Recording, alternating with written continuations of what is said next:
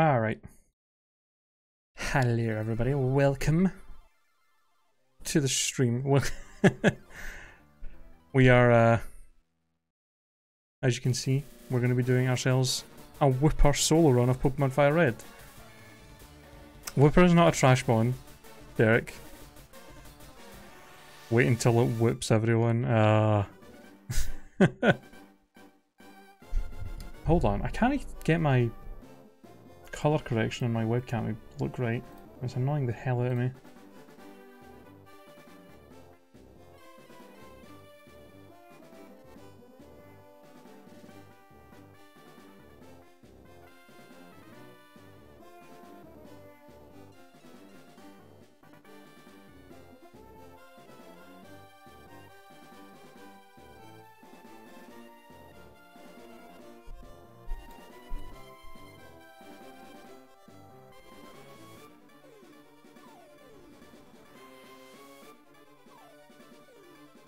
There we go. Screw it. Alright.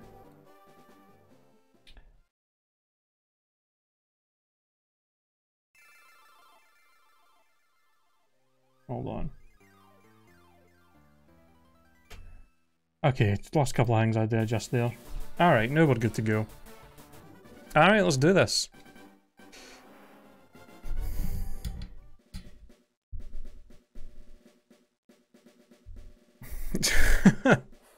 That's true, that's true, that's true.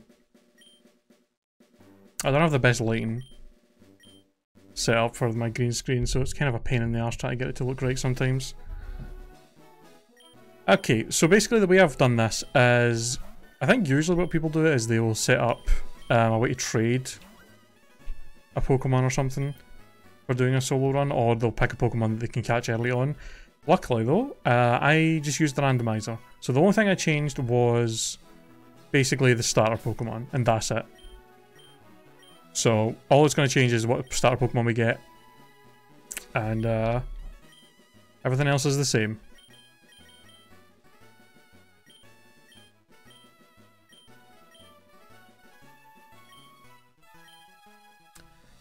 Hey, Rockstar Day. Am I doing a walkthrough? I mean, it's not really a walkthrough. It's just a solo run with the one Pokemon. But I mean, I guess if you wanted to know how to beat the game, I will be doing the whole game, so kind of. I'm not going to be like, but yeah, I'm not going to be like covering every little detail of the game or anything. This is just a solo run with a Wooper. So it's, there's going to be probably a lot of shit I'm not going to bother doing. The rival should be named Derek. Sure. For sure, for sure. No. I was debating, I've actually been thinking about doing this for a couple of weeks now, and I was debating what Pokemon to do and what game to do. And I kind of landed on this. I'm not 100% sure why, to be quite honest, but I think this will be good.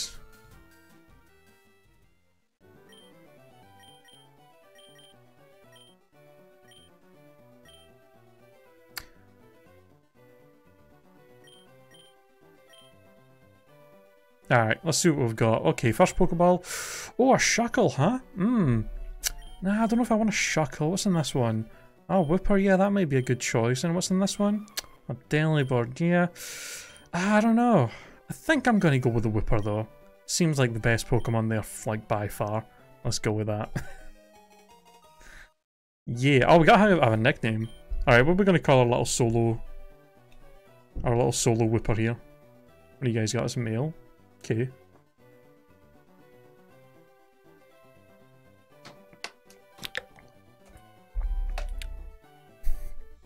I should just call it Wooper. I kind of want to have a name for it though. I could call it Axel since it's based on an axolotl.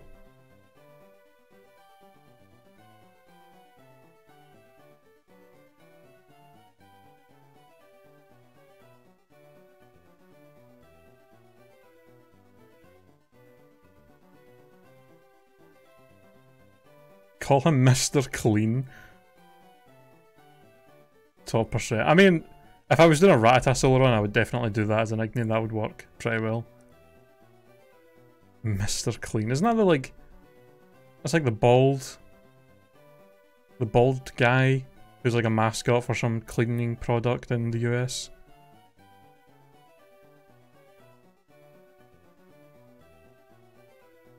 I kind of like that name.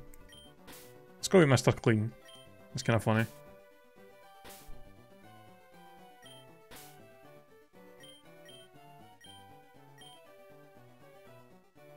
Oh wait.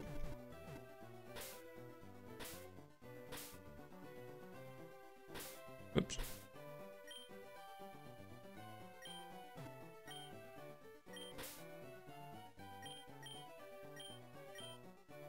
There we go.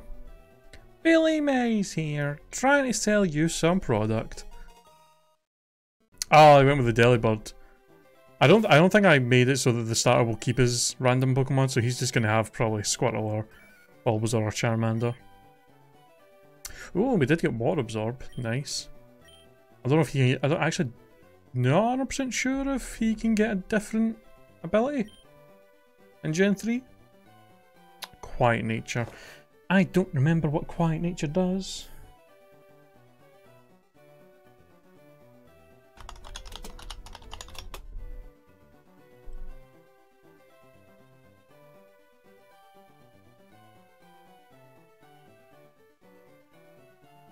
Ah, special attack up, speed down. That's actually not bad. That's not a bad nature for him at all. He's probably going to get outsped by a lot of stuff anyway, so... That's true, yeah. Did I grab the potion from the... I did. Alright. Well, I'm not sure how this is going to go. If you pick Bulbasaur... Well, I guess if you pick Charmander, well... Then hell yeah. But if you pick Bulbasaur or Squirtle, it's going to be a little bit more of a pain. Squirtle. Okay.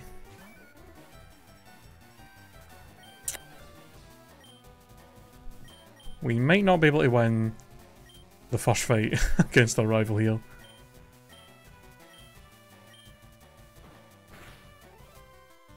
It's true, it's true. And the only type we're really going to have a lot of trouble with is grass Pokemon. Luckily, there's only one grass gem in the game. Obviously. And it's one of the kind of earlier ones, so... I don't know if it's possible for us to get any ice moves for them. I mean, we do get Celadon for Erica, and Ice Beam is in the game corner? I don't know if we'd have enough money to get it by then, though. If I can somehow get enough money to get Ice Beam from the game corner, then we won't really have that much trouble with grass types.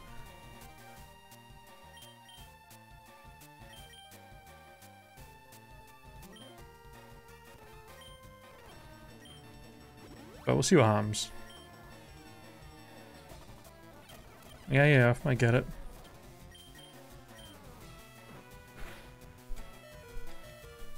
Wow, really? That's fucking garbage. Well, we could have won it if he didn't cheat and get a fucking crit. Yes, it will stay as Wooper the whole run. We are not evolving it. I thought it would be more challenging that way if we just keep it as Wooper. Well, that sucks. Fucking goddamn chat getting a cheat potion. Or getting a cheat crit. You guys are taking the piss already.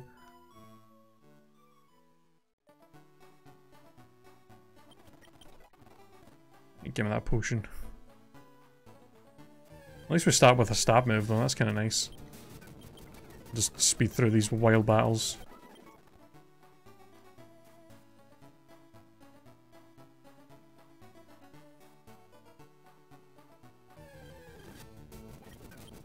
Oh yeah, definitely Derek that would have caused that. Okay, seriously? What's with these crits? This is not a good start.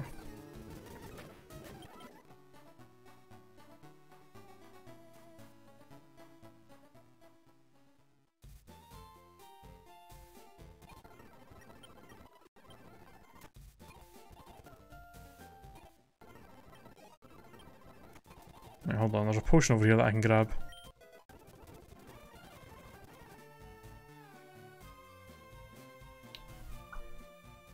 Yeah, it's true. It's true. I mean, the good thing is that at least the first 3 gyms we shouldn't have too much trouble with. We can destroy Brock, we've got Water Absorb, so Misty really can't do anything to us. And we should have Dig for Surge. So the first 3 gyms are going to be a piece of cake. Erica's the only thing that's potentially going to cause us some issues. There are some, there are a few grass Pokemon trainers that we're going to have to fight as well once we get to like the Cerulean area, so it'll be an interesting experience, to say the least.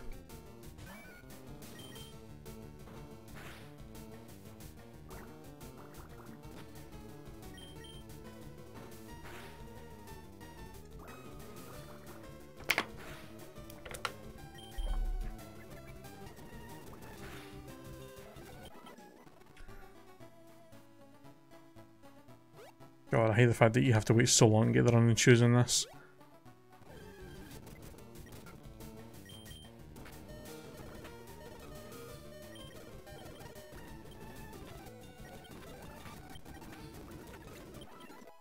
There we go. Seems like Wooper actually kind of...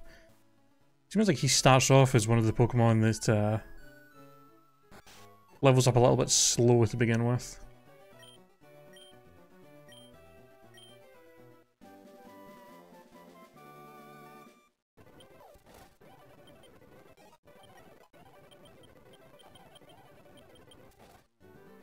Sweet. Alright. Are we healed up? No, we're not.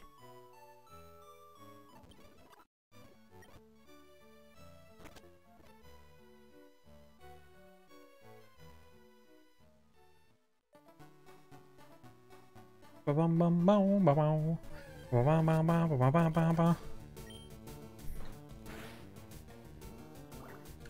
thing that's going to be kind of annoying is the fact that we are going to have to constantly, everything we level up, we're going to have to stop him from evolving, which is going to be annoying.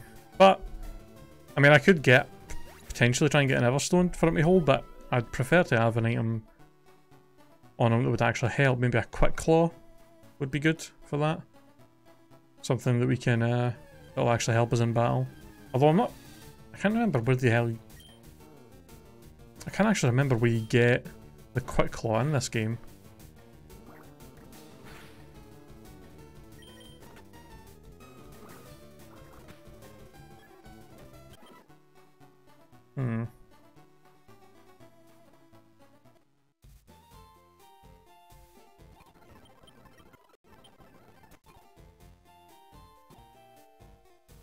Alright, let's stock up on some items for us. Good thing is we never have to buy Pokeballs. So let's just sell those. I mean, we will eventually, because we have... even though this is a solo run, but we are allowed to buy... Or we are allowed to catch Pokemon for HM moves. So, I will have to catch something. In fact, I'll have to catch a few things so that I can get Flash. I can maybe just do that off stream though. Just catch 10 things. Just so we've got stuff for that. Although we could end up getting there by the end of this stream, so I don't know. Whatever. We don't need that right now, so I'm just gonna buy some potions and I'm gonna buy a few antidotes as well. I want more potion. I'll buy 2 more. Let's get some antidotes just because we are going to be going into the Viridian Forest, so them Weedles, they can be a pain in the arse. Yeah, hurry up and do this. Alright.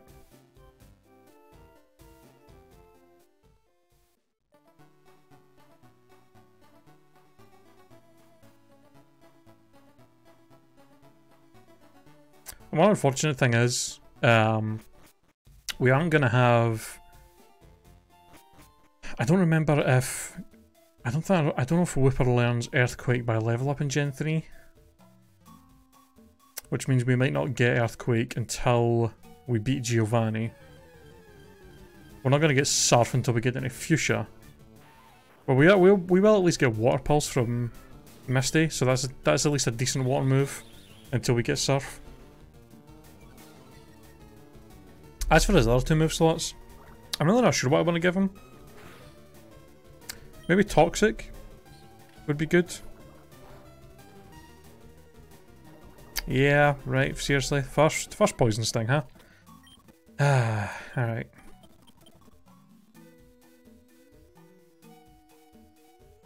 It's probably going to end up being Surf, Earthquake, Toxic.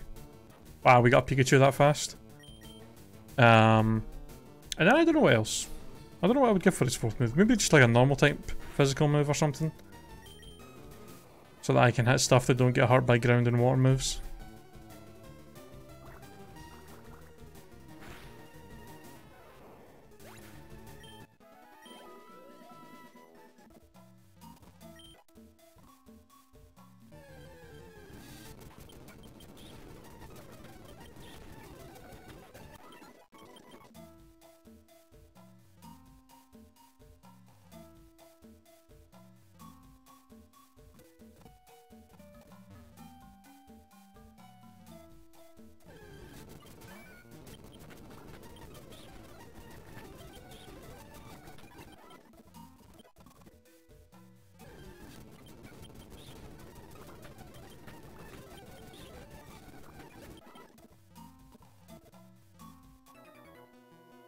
Alright, first trainer battle.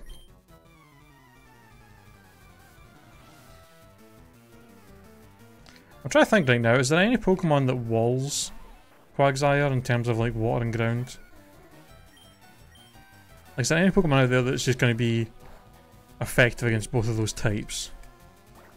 That we would need a third damaging move for?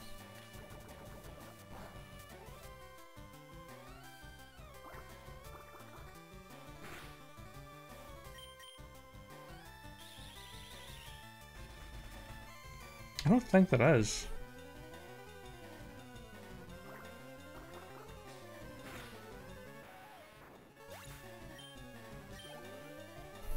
Because we're only going to be fighting Gen 1 Pokemon.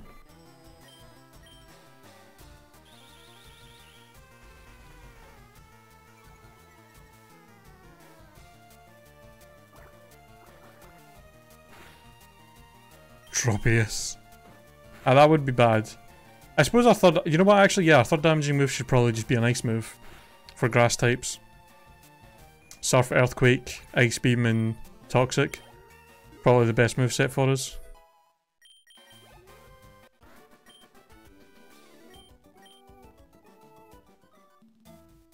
Yeah, because grass is the only thing that would wall water and ground. And we'll have Toxic on there just to deal with really bulky stuff that could potentially be annoying.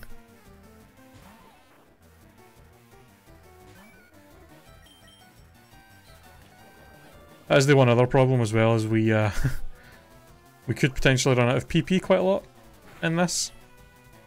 It's like the one thing that's usually not a problem, but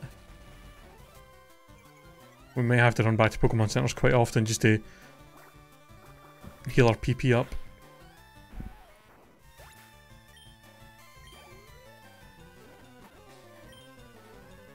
We may have to actually go back after this fight, because we've only got 6 water guns left and there's still like 2 more trainers to fight.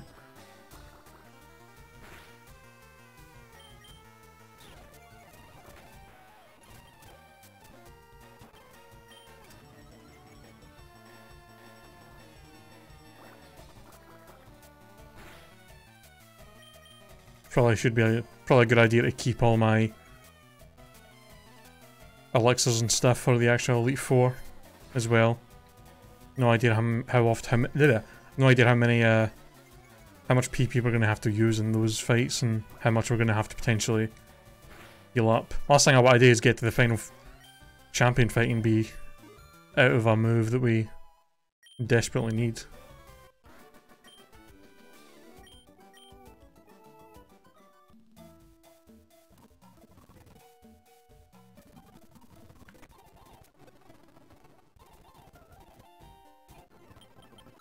I'm hoping that... I was going to say the only thing that's really going to be an issue for us majorly is grass types that will outspeed us. But there really aren't that many fast grass Pokemon. Like, Venusaur's has actually got an okay speed stat. I think for the most part, there's not really that many grass types that will be fast. And I think by the time we get to any actual grass type Pokemon, we should be hopefully over leveled enough that we will just outspeed them completely. I hope at least, because if we run into some grass types that outspeed us, that could cause major issues.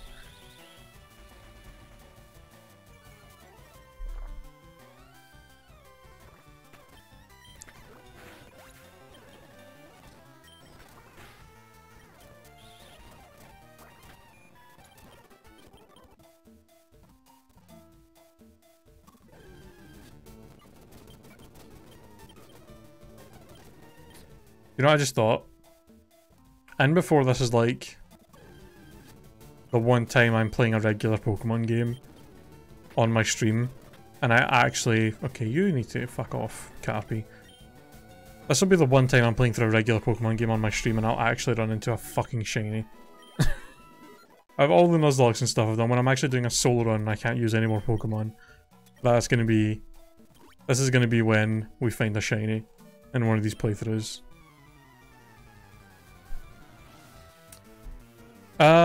Yeah, the Oddish line, the Bellsprout line.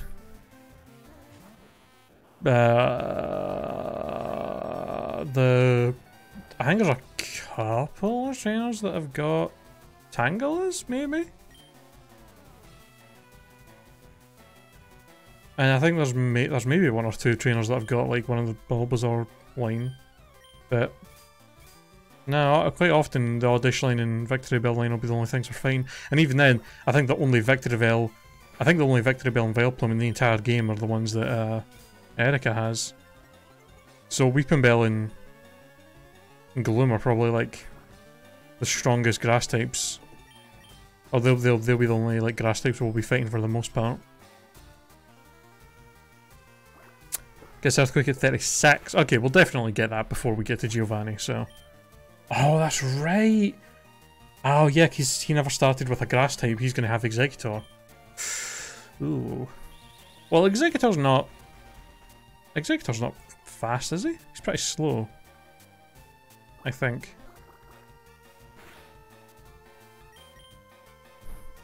And I'm pretty sure Executor doesn't get really any grass moves by level up.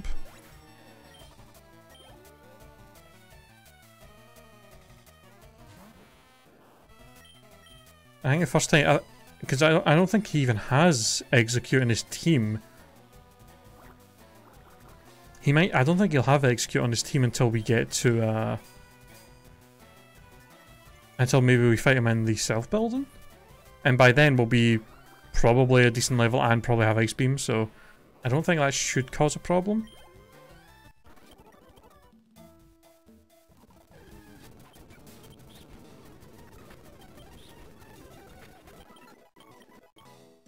Oh, we got Slam. Come on and Slam. And welcome to the jam. Come on and Slam. Yeah, Slam is kind of garbage. So inaccurate. Powerful though. Powerful move to have this early on, but it is not going to hit very often.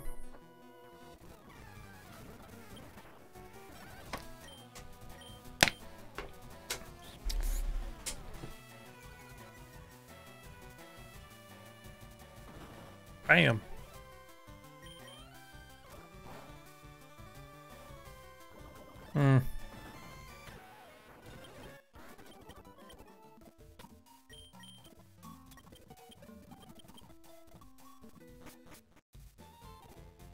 So the one thing I gotta focus on is trying to get ourselves enough money so that we can get Ice Beam for Erica. Because if we don't have Ice Beam for Erica, we're gonna be in like trouble.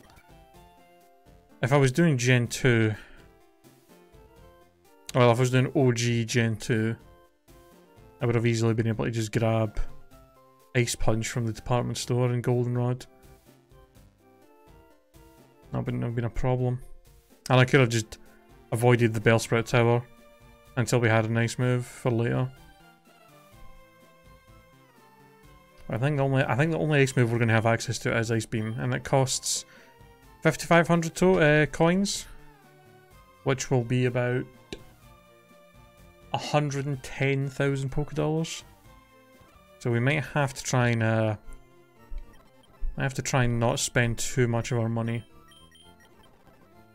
until that point, just so we can save up for it and try and get it. But it's gonna be an issue. Right, let's just go straight and invite Brock. I don't think there's any chance he is losing this. Water Gun should probably one-shot both of Brock's Pokemon, so...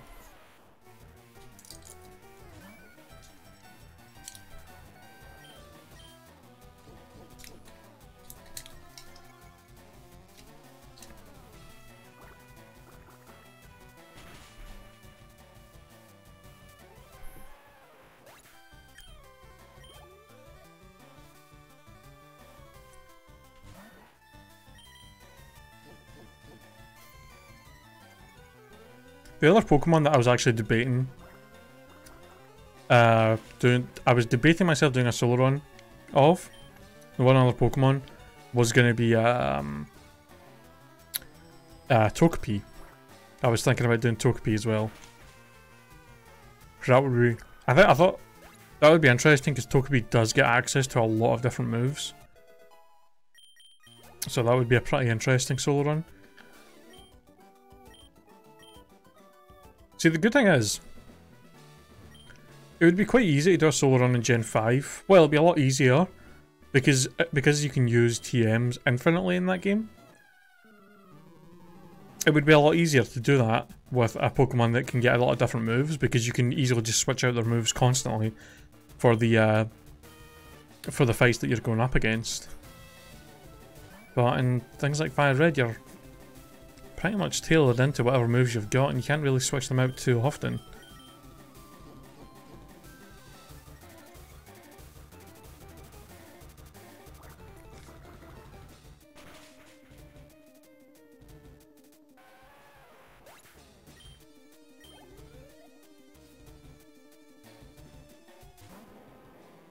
Hello, Onyx. Bye-bye, Onyx. Wow, he actually survived that.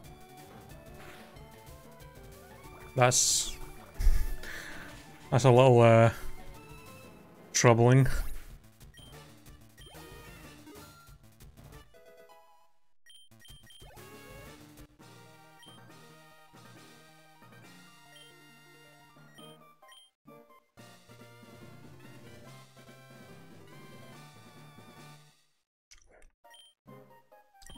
Oh, you know what? Actually, he probably can't. But if we can put Rock Tomb on him, that would actually be kind of useful. I don't think he can learn it though. No. Rip.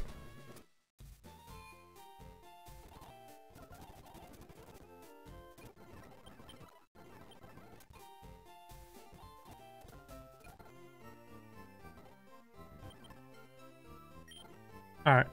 Am I like 3 potions? Am I 1 more antidote? A couple of paralyzed heals. That should be fine.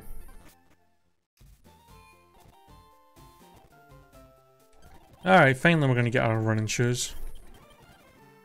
Yeah.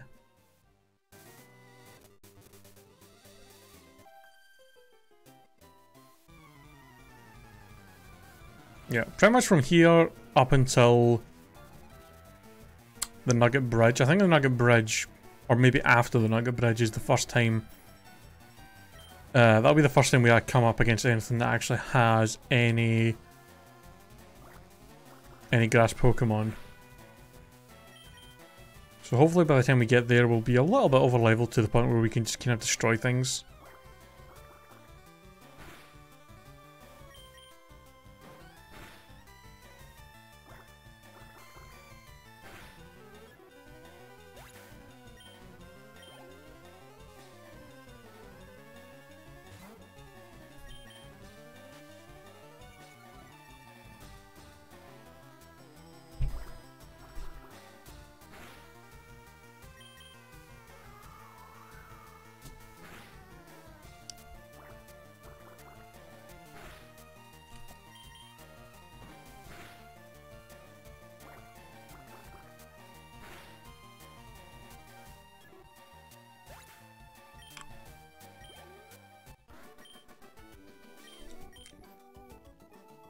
You know what I always find kind of annoying about Gen 1? Not really, well maybe not annoying, but a little bit, just something that's a little bit frustrating. Is that they're so close. They're so close to having this, like, rhythm with the gem types in this game. Like, the first gem's ground, or the first gem's rock, and then the second one is water, which is strong against rock. Then it's electric, which is strong against water. Then it's grass, which isn't strong against electric, but it does resist it. And then after Erica, it's Fuchsia, which is poison, which is good against grass. Then it's Psychic, which is good against poison. But then they fuck it up and just make the next gym fire. Which has no connection to Psychic at all. And then after that they have ground, which is strong against fire. Like, it's so annoying. It's such like a frustrating thing.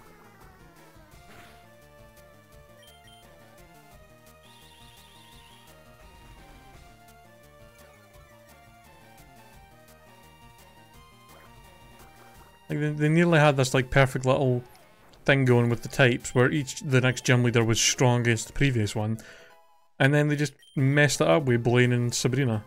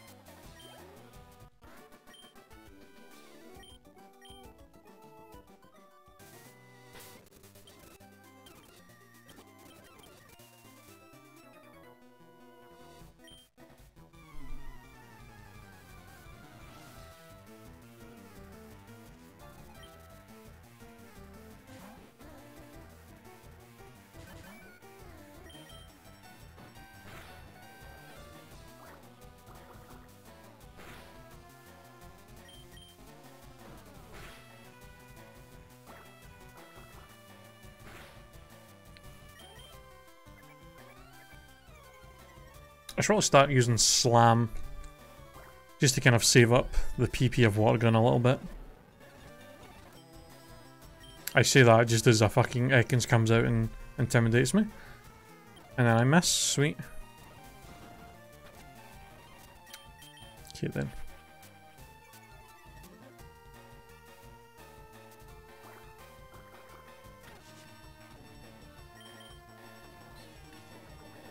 Don't do it. Don't do it. Don't do it. Good.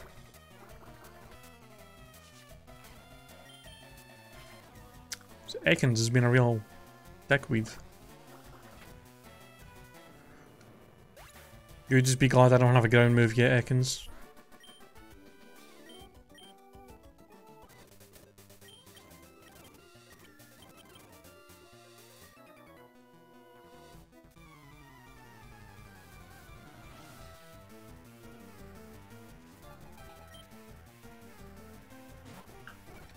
More bugs.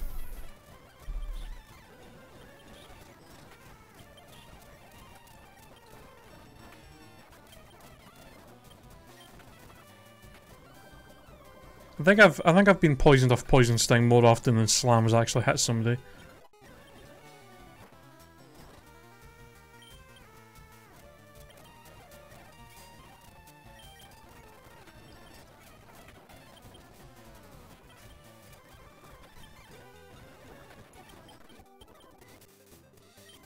How much PP have we got left in Water Gun? 1! Sweet, let's go heal.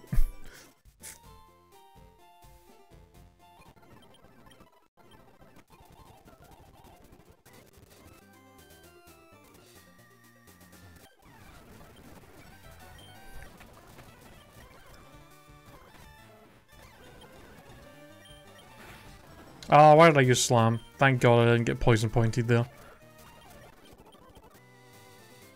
Christ, that would have been annoying. This was might as well put that on. No, don't use, give.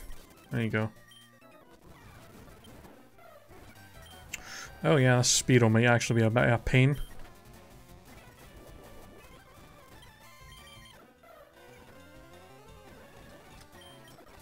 Alright, you know what? Fuck you. You're gonna sit there and spam Grill, I'm not even gonna use Slam. Hey, first critical hit. Against a Pokemon that actually could have been quite dangerous. I appreciate that game. Ooh. I did not know he got much shot that early. Thank God for that. Sweet. We've actually got a decent stab ground move.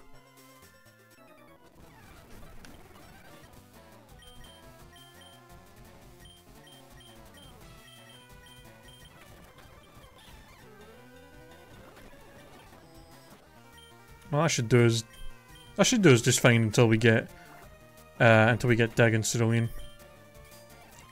Or at least gives us something decent to hit Misty with. Otherwise, the only move I'd be able to use on her would be fucking Slam. I mean, she really can't do anything to me. The only move our Starmie's going to be able to hit me with is going to be fucking Swift. Which isn't exactly going to be doing a ton of damage, so... Oh, don't do that, Jigglypuff.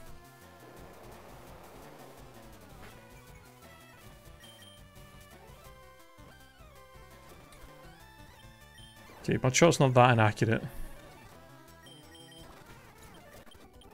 Actually, I want to check. 55.95. Only took us to use 3 mud shots for one of them to miss with a 95% accuracy, and we've already been crit multiple times. So things are it's not a great start for our luck in this playthrough, but Persianberry, that does.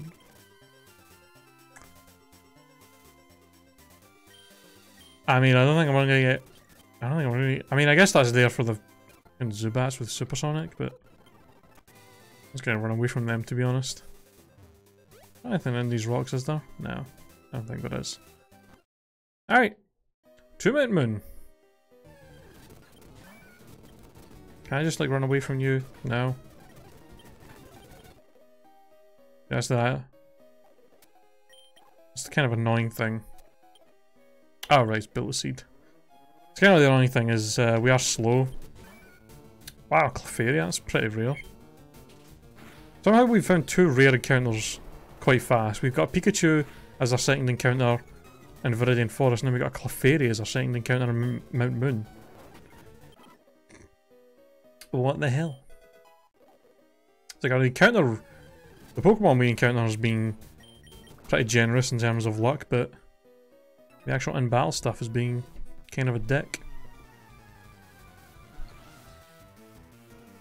Okay, let's get free easy experience from the Geodudes in here as well. Don't fucking poison me, I swear to God. Not quite enough to one-shot.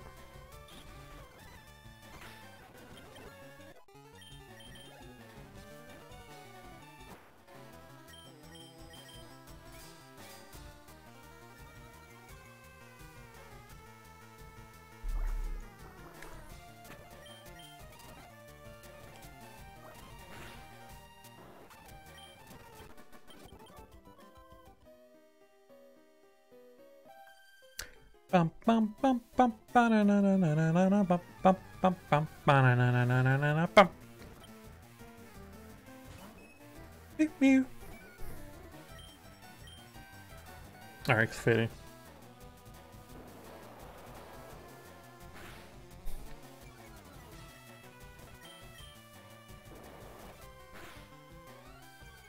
I just thought actually I'm not sure what rules people normally play by with solo runs for this specific situation, but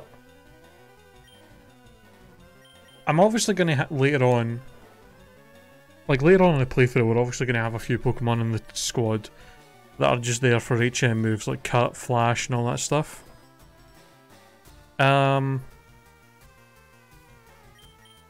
like, what happens if I'm battling somebody and Wooper gets knocked out, but I still have Pokemon left that are my HM slaves? Am I supposed to just let them die, or can I use them as death fodder while I revive and heal Wooper? Like, am I allowed to do that? Is that, like, against the rules of the solo run? I don't know if there's any actually... I actually don't know if there's any really rules that people use for solo runs. Or if they just do whatever, because, I mean, it's not like it's a Nuzlocke or anything, so... I don't know.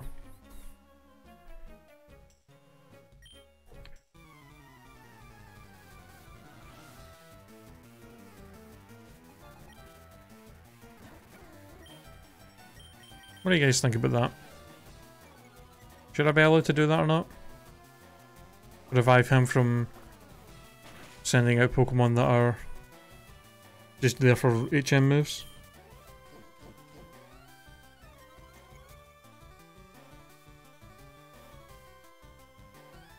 Oh, excuse me. Yawning. So rude. Could you not? This is one of the annoying things as well. If I'm in a fight against something that spams fucking sand attack, it's going to be annoying as hell because I can't switch out to anything. Just got to deal with all the stat load and bullshit. Oh my god, this thing's going to like one-shot me. Oh, please just fucking hit. I've been hit with what, 2 sand attacks?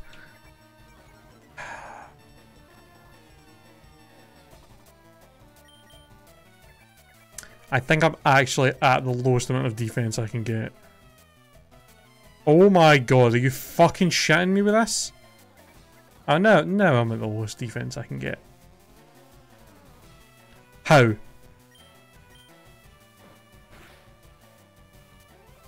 Oh no, you might have fucking hit him.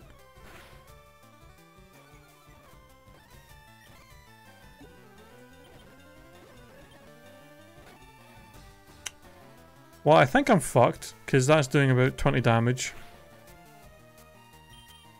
Unless that speed lowered enough that I outspeed him now. Which it did not. Sweet. Wow, unfucking believable. 2 sand attacks, and I missed like 7 mud shots. And then that fucking Rattata just literally spammed tail whip until my defense was as low as it could go. That was some major bullshit. I'm gonna fucking destroy that Team Rocket asshole. Zubat, piss off.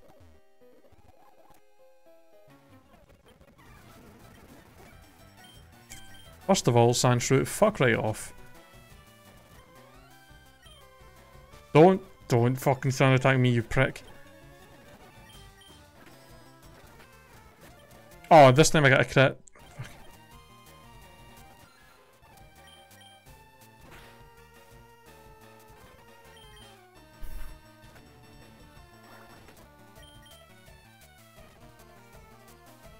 Just hit him one more time, please. Just please hit him one more time. Oh my god. Oh my god. It's 1 sand attack. Fuck me. Oh great, I can either get flinched, miss, or hit myself. I'm literally never going to kill the Zubat at this rate.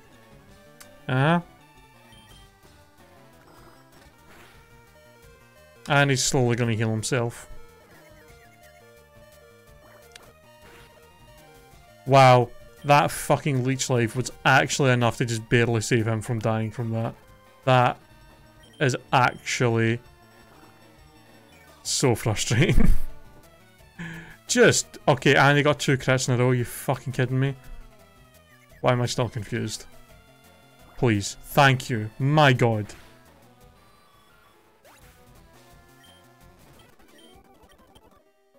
I mean, I hope I'll eventually be overleveled enough that I'll be able to outspeed something.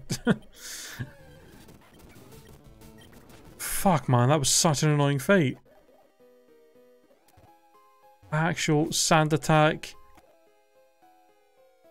And then supersonic and spamming Astonish. God damn.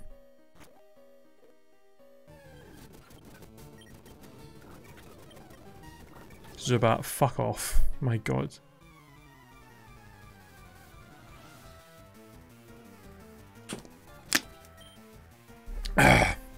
Hey Derek, welcome back.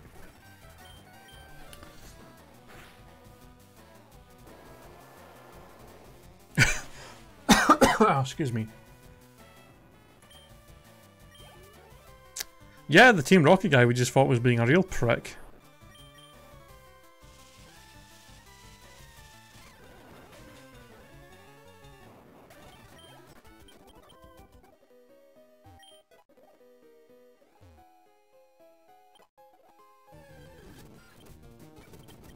Also, these Zubats are being assholes.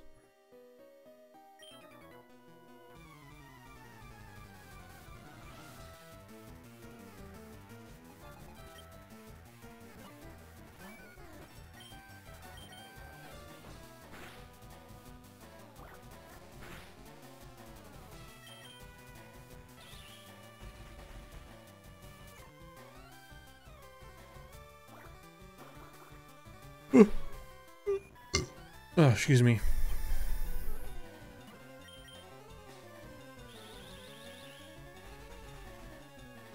Wow, that's so rude.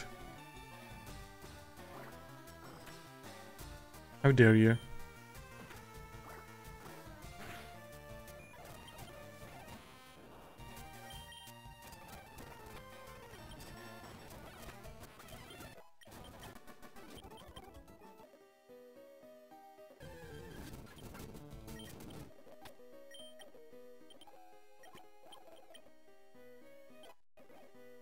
I should probably just save all my rare candies until we get to the Elite Four.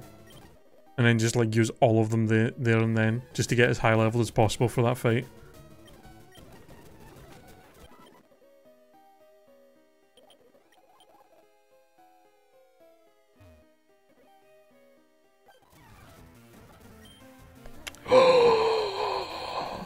Oh, that's a problem. I forgot this trainer existed because she's not in the original games.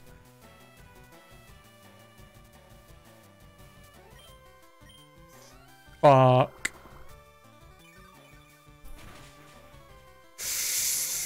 Yep.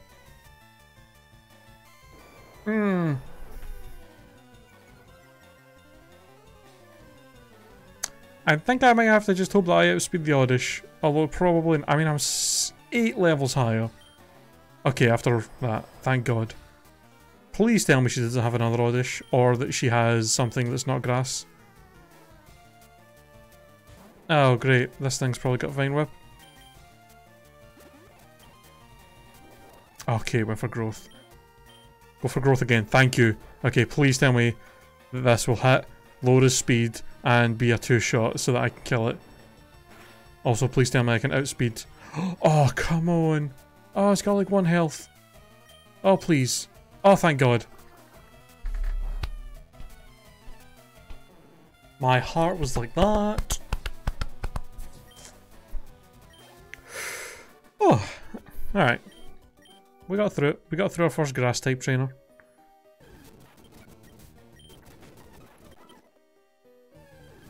I literally didn't even move. I just turned around in the one fucking square. Are you kidding me, on?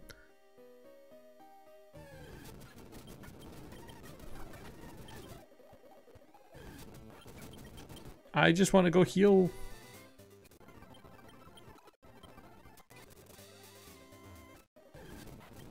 Leave me alone, you assholes.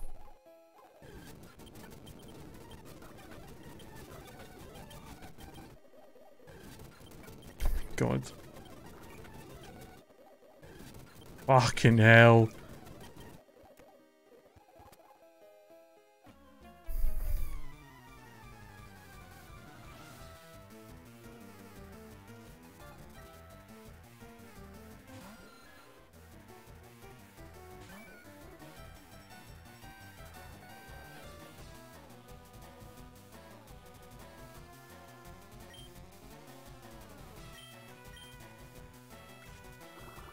Yeah, but by the time I get there, I'll be a lot higher leveled.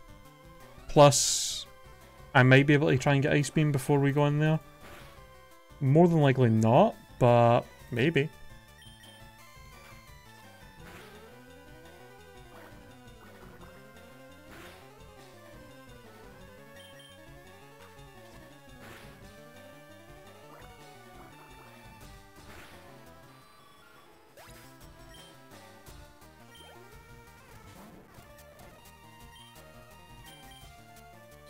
We'll see what happens. You don't know. Erica's like the only thing in the whole game that's going to be actually like hard and just ridiculous. I mean, I could also just like skip her and just fight her way later when I'm like higher enough leveled and definitely have Ice Beam. Did I not? Wait, did I grab the items in there? I did not.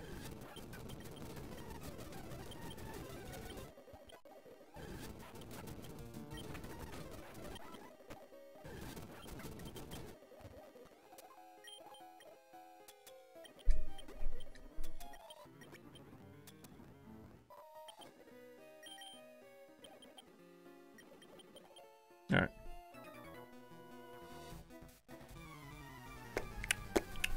How's it going to deal with Blow's Executor? Ice Beam. Ice Beam or Blizzard.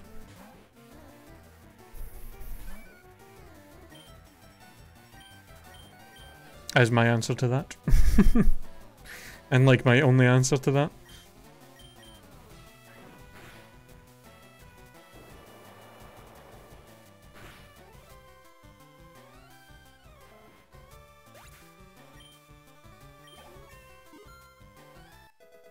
What do you mean that ain't one shot in it? You've no idea. By the time we get to Elite 4, we're probably going to be like level, like, 90 or something.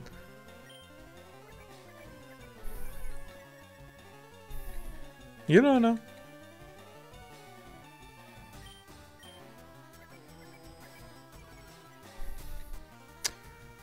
I mean, the good thing is he doesn't actually evolve. Okay, come fucking on with this. I'm so sick of shit missing. 5% chance, misses twice in a row. Come on. The good thing is that he doesn't actually evolve as Executor until he's the champion. Like, even the fight before the Elite Four, or before Victory Road, he's still just an Execute. 25 special attack. That's nothing to laugh at. I mean, it's better than fucking Shuckle's special attack stat, which is like 5. It's literally 5 times better. So...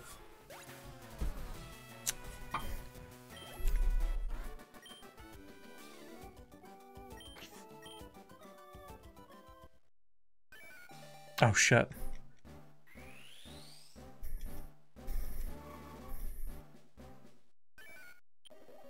Now we're gonna have to deal with that every level.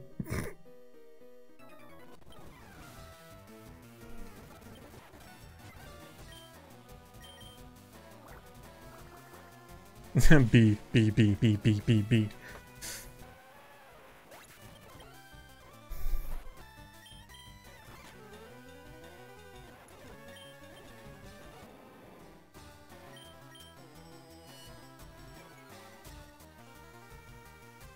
Well, obviously I'm just going to get a crit then, Derek, aren't I?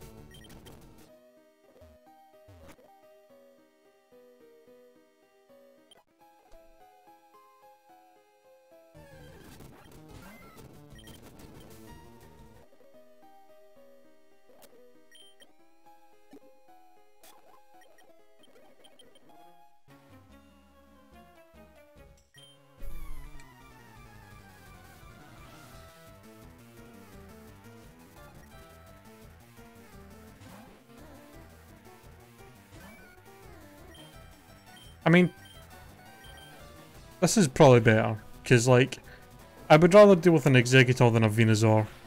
So, plus if I made him have Venusaur, it means every time we fight, he would have a Bulbasaur, and then an Ivysaur, and then a Venusaur, and that would end up being way more annoying to deal with. I'm sure we'll have plenty of options by then. Maybe I'll have the Focus Sash that I could put on for that. Might have something that boosts ice moves or boosts super effective moves as a hold item. You know, there's all sorts of shit that could help. Plus, I don't actually know if we're gonna. Ooh. Hell yeah. Plus, I don't actually know if we're gonna be level 90. For all I know, we could end up somehow getting to level fucking 100 by the time we get to the Elite Four. God knows.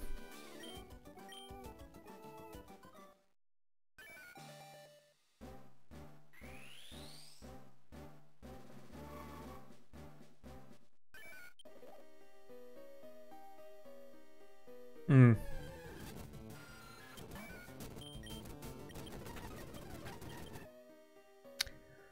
Well, we'll deal with that when we come to that point.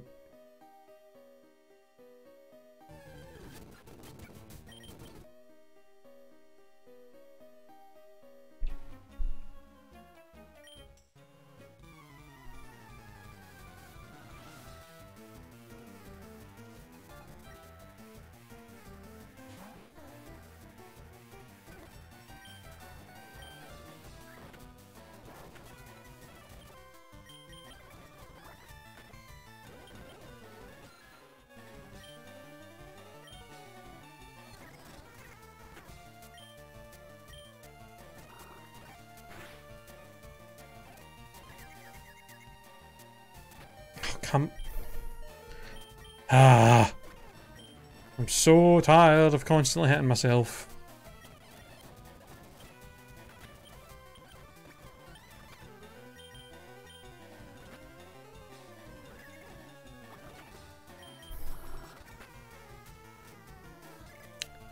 How many goddamn turns am I going to be confused? Christ almighty.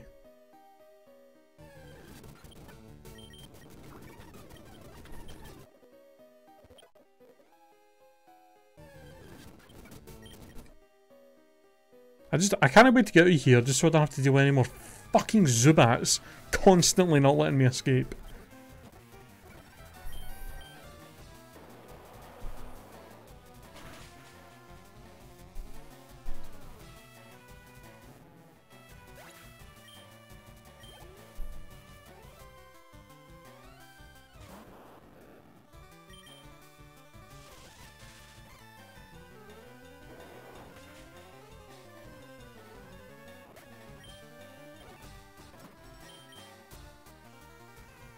Ah, right, of course. Doi.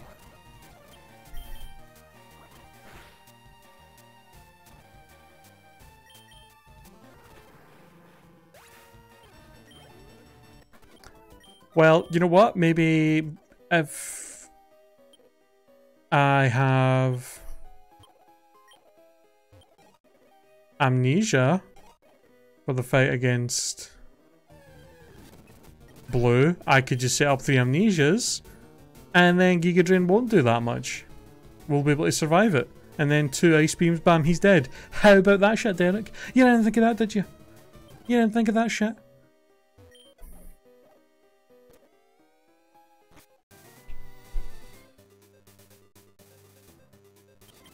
Can I learn any of these? No. Rip. Both of those would have been better than fucking Slam.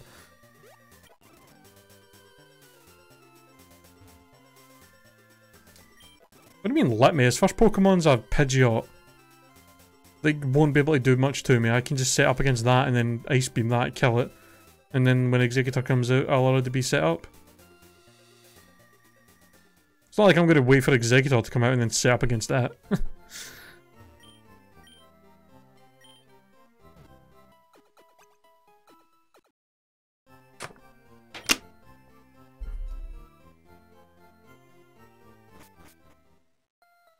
I know, right? You can learn Ice Punch, why not Mega Punch? The hell, game? Fucking 0 out of 10, literally unplayable.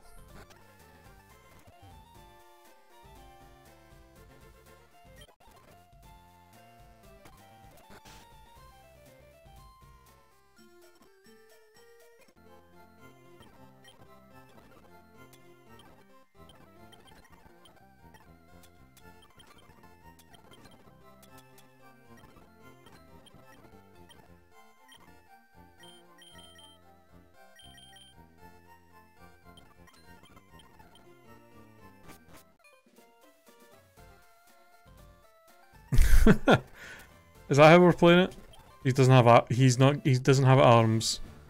So therefore we should just not be allowed to use any punching moves. You know what, I kinda wanna do the gym first.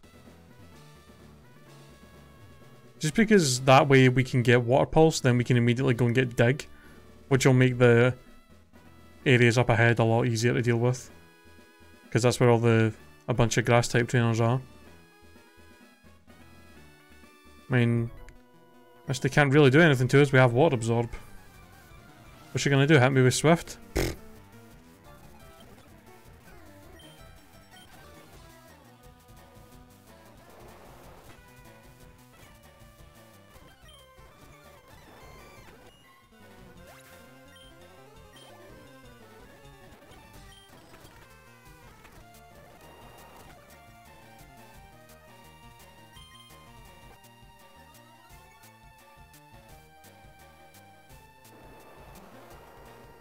Bro, do you even Swift?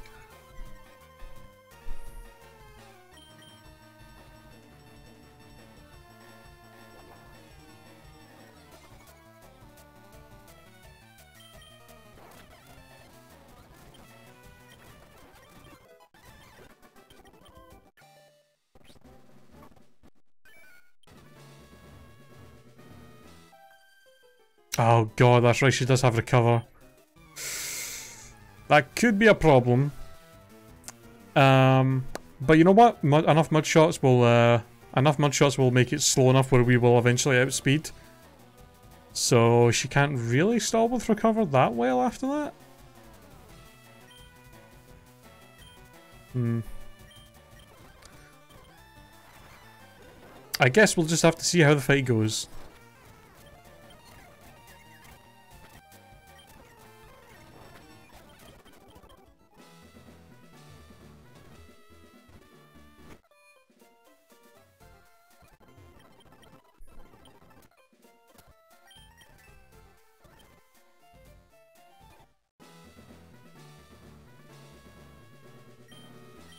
Alright, Misty, let's do this.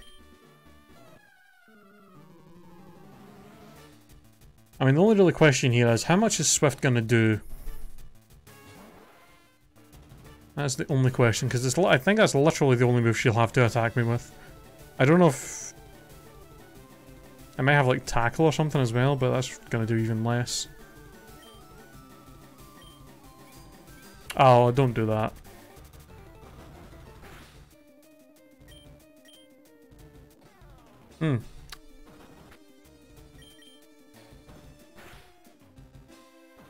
Okay, Tackle from Staryu's doing about 5. Oh, Rapid Spin. Oh no. How am I ever going to deal with that?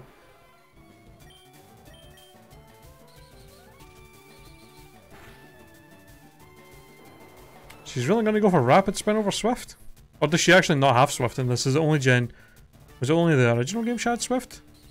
And then this they replaced it with Rapid Spin? Well, it's only doing about 6 damage, so... Although our Mud Shot's not doing much more. Although we did get the crit. Yo, if I outspeed now and then get another crit, then she can't recover. Wow, still not outspeed. And also she's not using Recover. For some reason. Alright, surely after 3. Although Starmie is fast as fuck. Oh, what a bitch. Oh, she does have both. Okay. Oh, brilliant. Wow! Wait.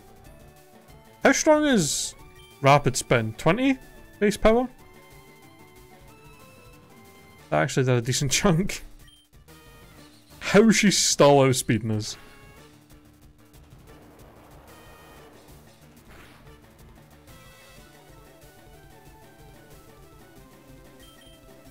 Alright.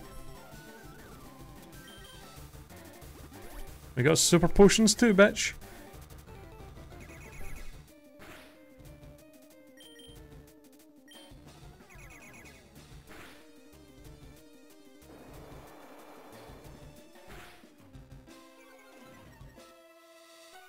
Alright, our speed should be like...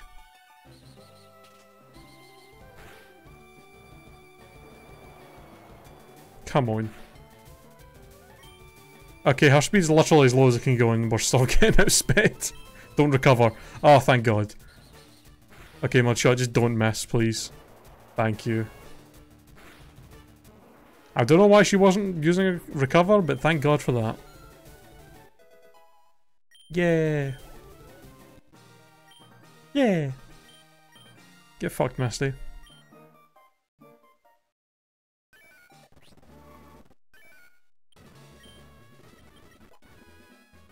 Yay, water pulse. We can now be a bitch with that.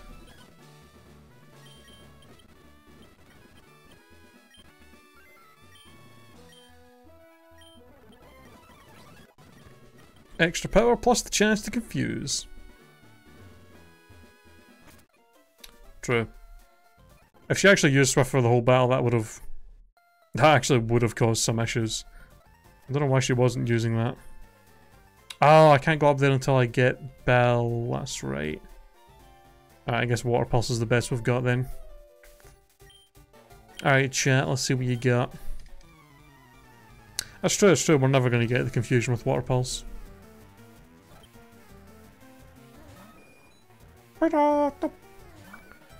Alright, now if you could not be a prick, that would be lovely.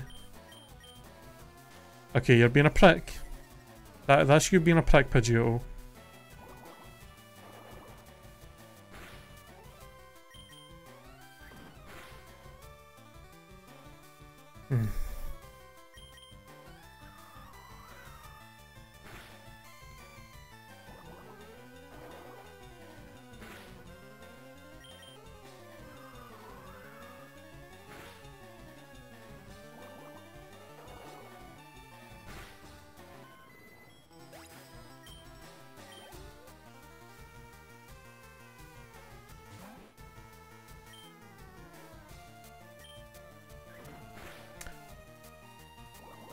Oh, do you know what I just thought of? That would actually be kind of fun to maybe do as a solo run and a different Pokemon game at some point. Would be to do one of the games with Hitmonchan and call him Saitama. And you're only allowed to give him moves that are punch moves.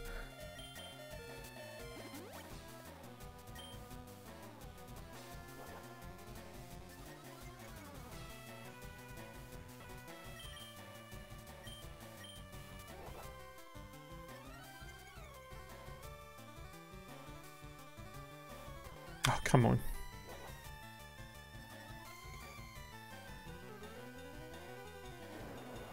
You could do that in Gen 5 quite well. Just have him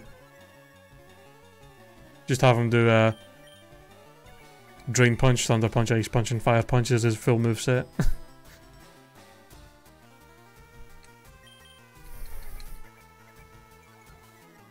Alright, Squirtle, you're being a real jackass right now. Somehow that one fucking sand attack somehow makes it so we're missing, like, most of my moves. I have not, but that sounds like... that would be a right pain in the arse.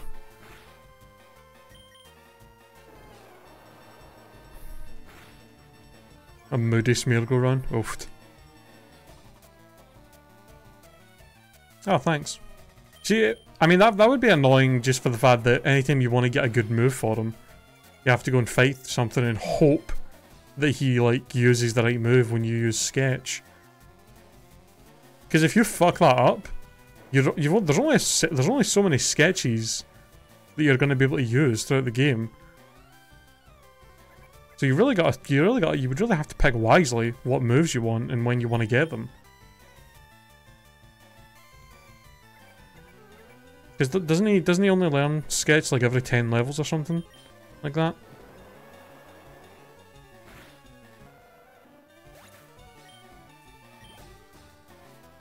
Or is it more often?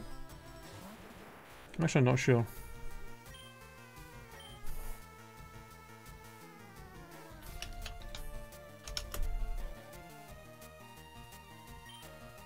I guess, yeah, if you had heart scales, you could... if you were playing the right game, you could, yeah, heart scales to get more sketches. Yeah, every 10 levels. You'd have 1, 2... You'd have 10 chances throughout the game to get a new move.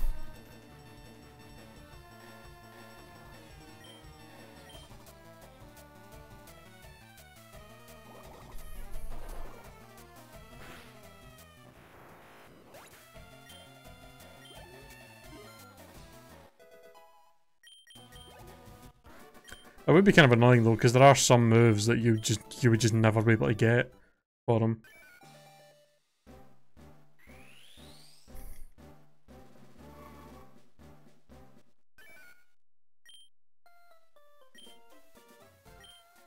Like, it'd be good if you knew, like, if you're playing Gen 5, if you knew a trainer that had a Pokemon with Shell Smash that would actually use it, and you could get that, and then just get 3 other random decent attacking moves, then you'd be set.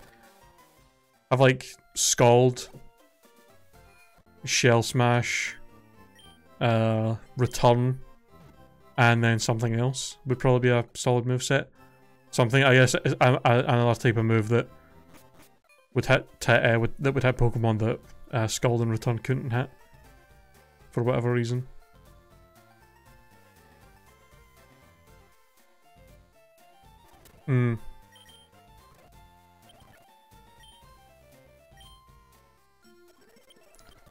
Alright. Up Xenogate Bridge we go.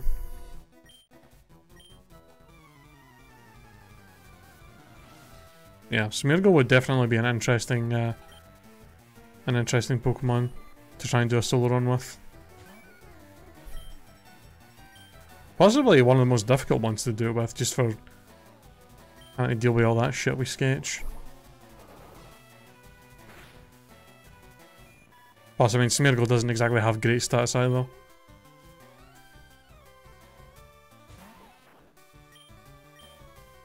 That's the one tough thing about Weedle, not Weedle, fucking Weedle, Wooper even, is he doesn't really get any status moves that up his attack stats. So there's no way to actually power him up. Keeping Amnesia should... I feel like keeping Amnesia is probably a good idea. I was going to put Toxic on him, but I feel like Amnesia is going to help more. Specifically for like Erica and other trainers that we might know have got grass type Pokemon. Or just have got Pokemon that are strong. Having Amnesia there would actually help a lot. Sabrina as well, actually. Sabrina's probably going to be really tough to fight. She's going to do a lot of damage with her Alakazam. Having Amnesia to boost her special defense against her is going to help a lot.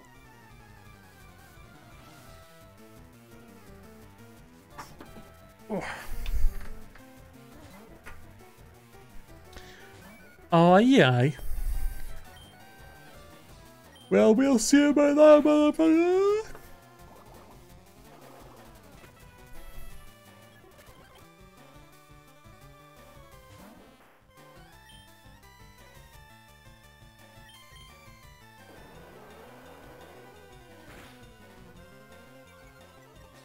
Nearly.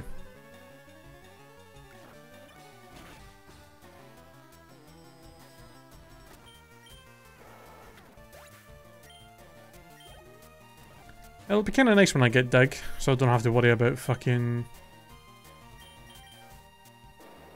Don't have to worry about Mudshot missing anymore.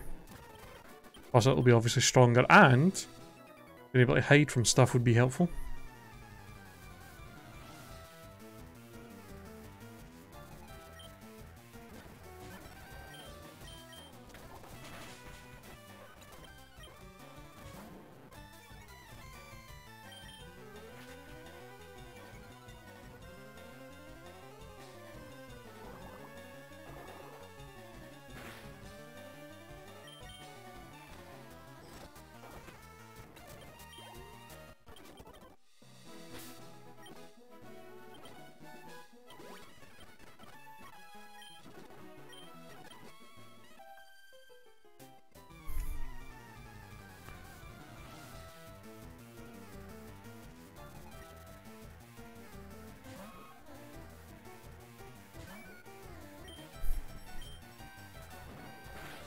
Ow. Don't you kick me in the face, you prick.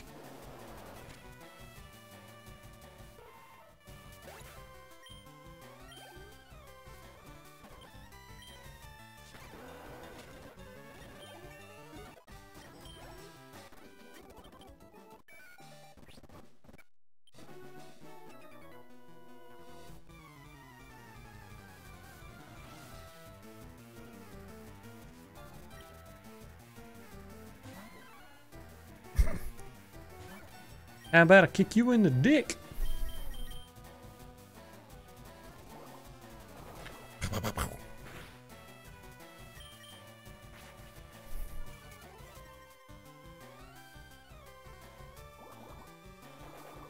B. Just spam that B emote anytime we level up.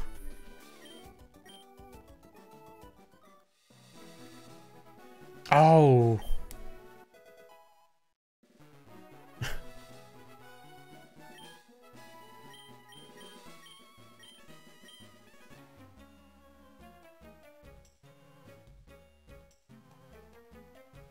I'll make you an offer you can't refuse. Okay, so I was gonna say there. I wanna get your guys' opinion on this, right?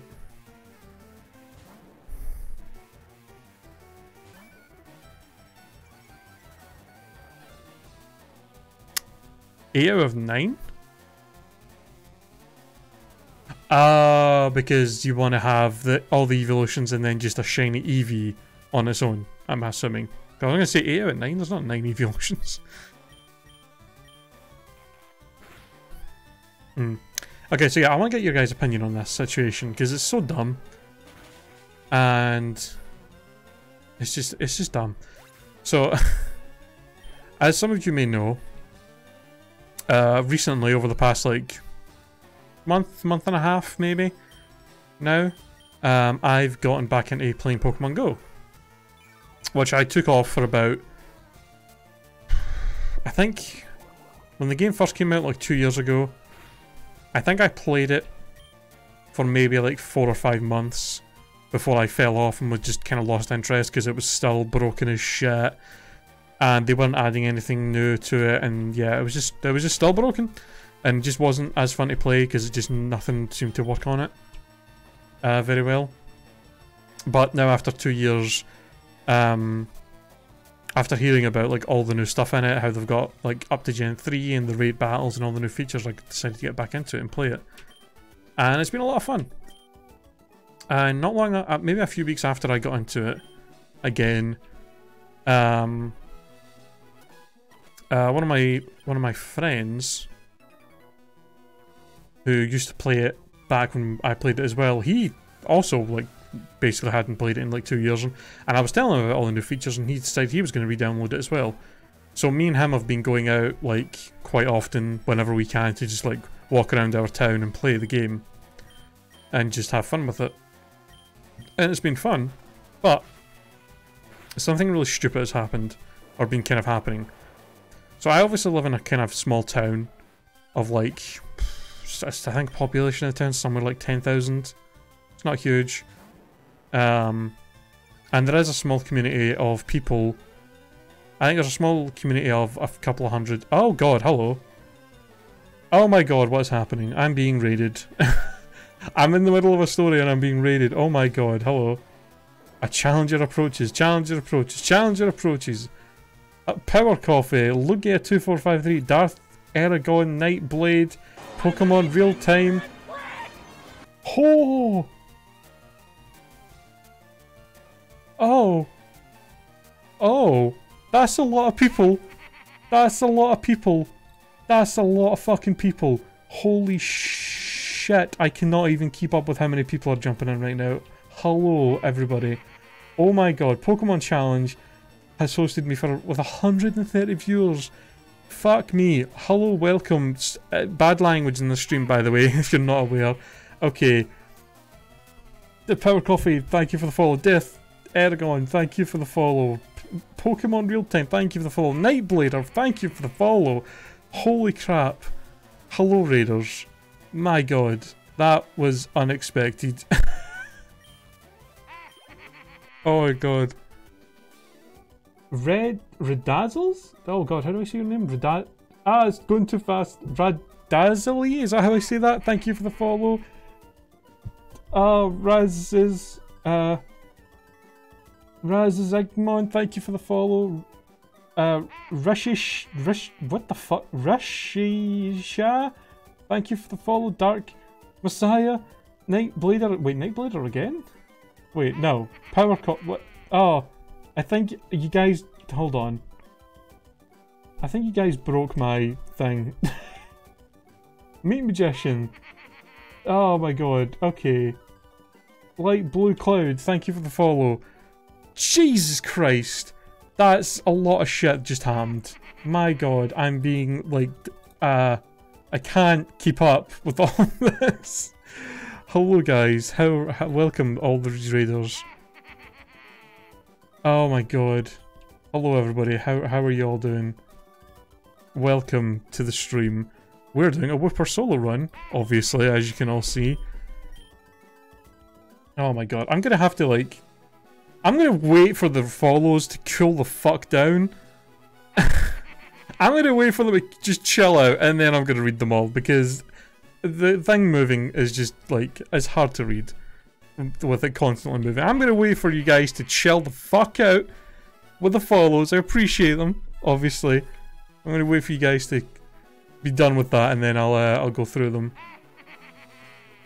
You usually name your Wooper 802.11n. Why? I have no idea why. What? Why do you call it that? Oh my god.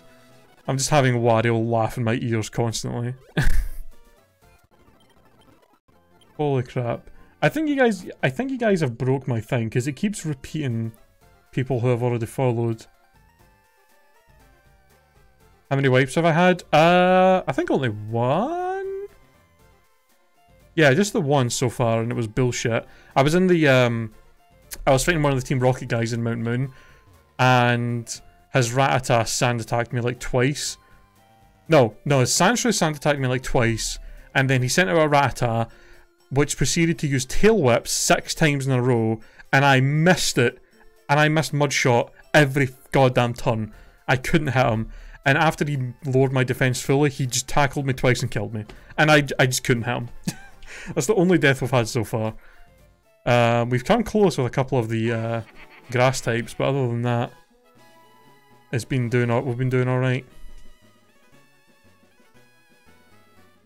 It's a Wi-Fi thing. Call my Wooper Frank. Don't ask. Yo, Frank's a solid name. You've been doing centric solo runs. Well, if you guys are interested to know, this is actually the first solo run I'm ever attempting. I usually do a decent amount of like Nuzlocks and random locks and stuff when I play Pokemon on my stream, but this will be the first time we're attempting a solo run with a Pokemon. We also just finished, I also just finished my first playthrough of Sonic Mania earlier on in the stream, and then we switched over to this. Yeah, I don't know why, for some reason when I was fighting Misty, she was not using Swift. She kept just using Rapid Spin, and also she never used Recover. Not sure why, but I'm not going to complain about that.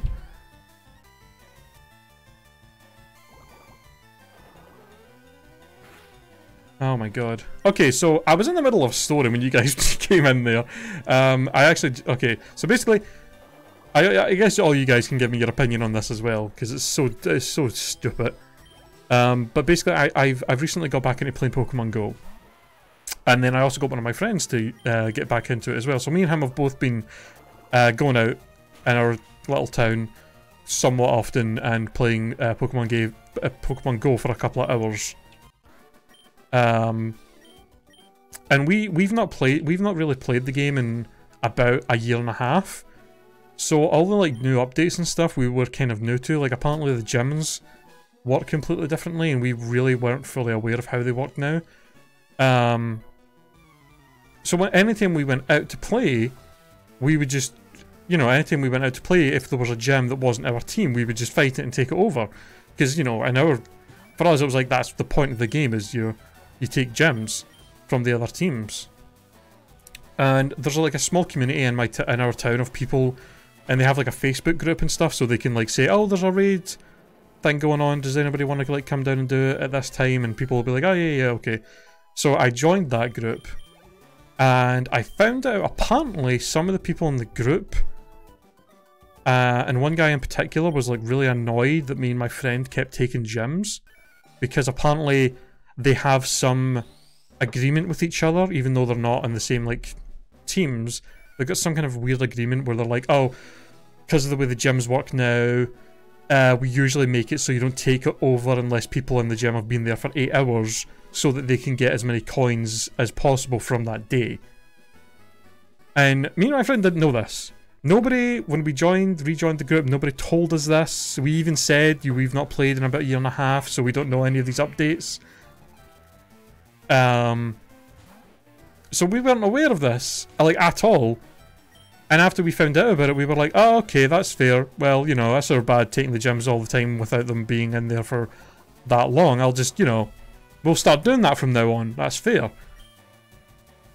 And then I found on the same night that this guy, who was apparently really annoyed about us doing that, the same night that he was telling us this, and we were like, okay, fair enough, we put some of our Pokemon in a gym that was already our team colour, so we didn't like to take anybody out, we just put our Pokemon in some gyms. And then we went home, and the guy messaged my friend and said, oh, were you guys just out playing Pokemon Go? And they were like, yeah, we were. And then, even though we'd only been in the gym for a couple hours, he then went out and intentionally took every single gym in our town and kicked us out of it.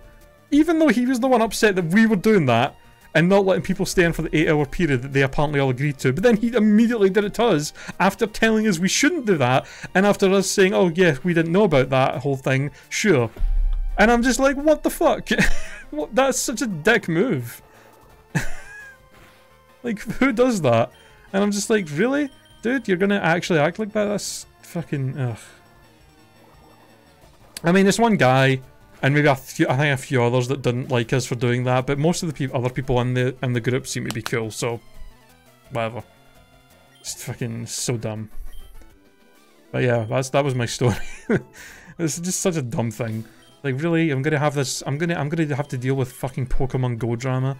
It's like, I just want to play the game and have fun. I don't want to have any of this dumb shit happen. I bet he was Mystic. I'm actually... You know what? I think he actually is Mystic. I'm pretty sure he actually is. I'm Valor, by the way. Best team. Alright, hold on. Let me quickly refresh my Streamlabs and go through all of those follows real quick, because I feel like I need to thank everybody for coming in. My god. If I repeat any, then sorry. I think it's... wait, is it not showing all of them? Hold on.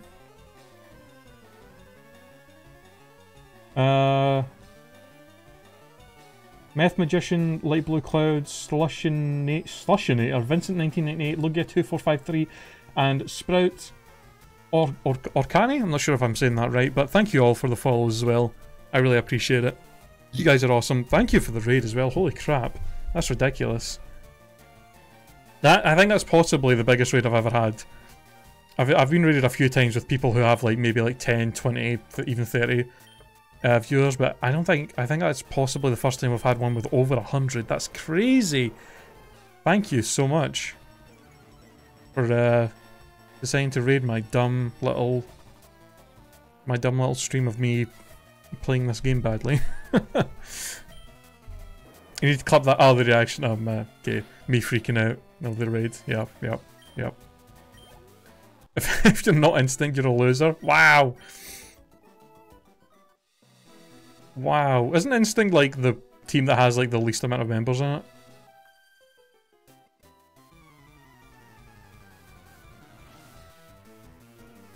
You're playing a group of 5, super awkward, 2 Instinct, 2 Valor, and you're the only Mystic. I mean, I feel like it's kind of good to have a good mix though, because that means if you are in a gym and you've been in there for the 8-hour period, you kind of want people to kick you out, so having friends that are different team is kind of nice for that. But also, yeah, it kind of does suck, because it does mean you guys can't really fight gyms together, and you can't really do raid. Well, you can fight raids together, obviously, but you won't get as many like bonuses and stuff for it. Yeah, it's kind of annoying because me and I've kind of missed a lot of stuff. And go. I missed a lot of the community days and a lot of the legendary raids. The only legendary Pokemon I've managed to get was is Articuno, Mew, and Zapdos. Both Articuno and Zapdos were because of the community day thing that they were doing for the raids, where there was like every gym would have a raid for that Pokemon. And then I got Mew from the research challenge thing. I'm hoping that I'm able to get people together to go down and do the Registeel raid at some point, because that's obviously just started a few days ago. So I'm hoping I'll be able to get enough people together so we can go down and try and do one of those at some point. Although, it doesn't mean necessarily that I'm going to catch it, because I was able to do one Regice raid with people after the Squirtle community day, and I ended up not being able to catch it because it refused to get caught.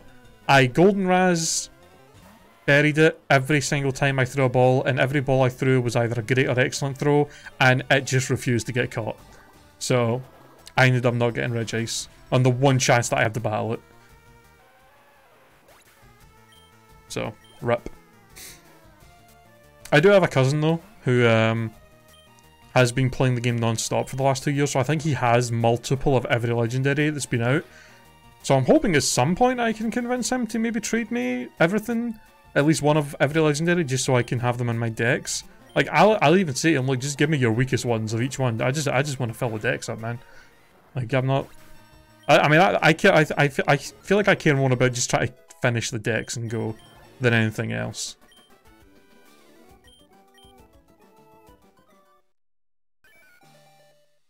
And I'm still quite far away. I think the closest one I'm obviously... The one I'm closest to finishing is the Kanto decks. I think I'm at like 130 out of 151, so not got too many left. Although, I don't know how the hell I'm going to get like Farfetch'd and Taurus, because they're all like region exclusive kind of stuff. So, I've no idea how the hell I'm going to get those. People talking about the Go struggle is nostalgic for me. Yeah. It's been fun playing it again. For anybody who's not played it since like not long after it came out, honestly I would recommend downloading it again, because it's now that it has all these new features, and the fact that it actually works. It actually works. It doesn't crash every 5 seconds. It's actually a really fun game to play. You can actually use the radar properly. It doesn't crash constantly. There's all these cool like raids, and the way gyms works is better. Yeah, a lot of changes, and it's great. It's a lot of fun now.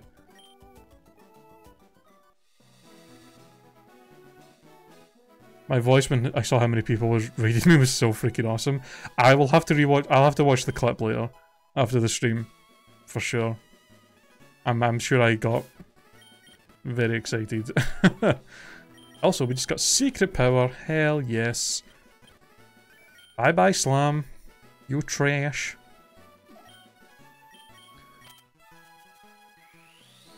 Somewhere Michael Jordan is crying that we got rid of Slam.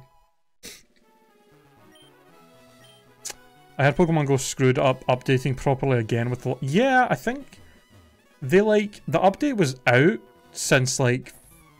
What, like I think it's been out since like Saturday or Sunday. I didn't even get the update until like yesterday. And when the update was available, it made my game like crash and not let me load it. And that's what made me check to see if the update was available.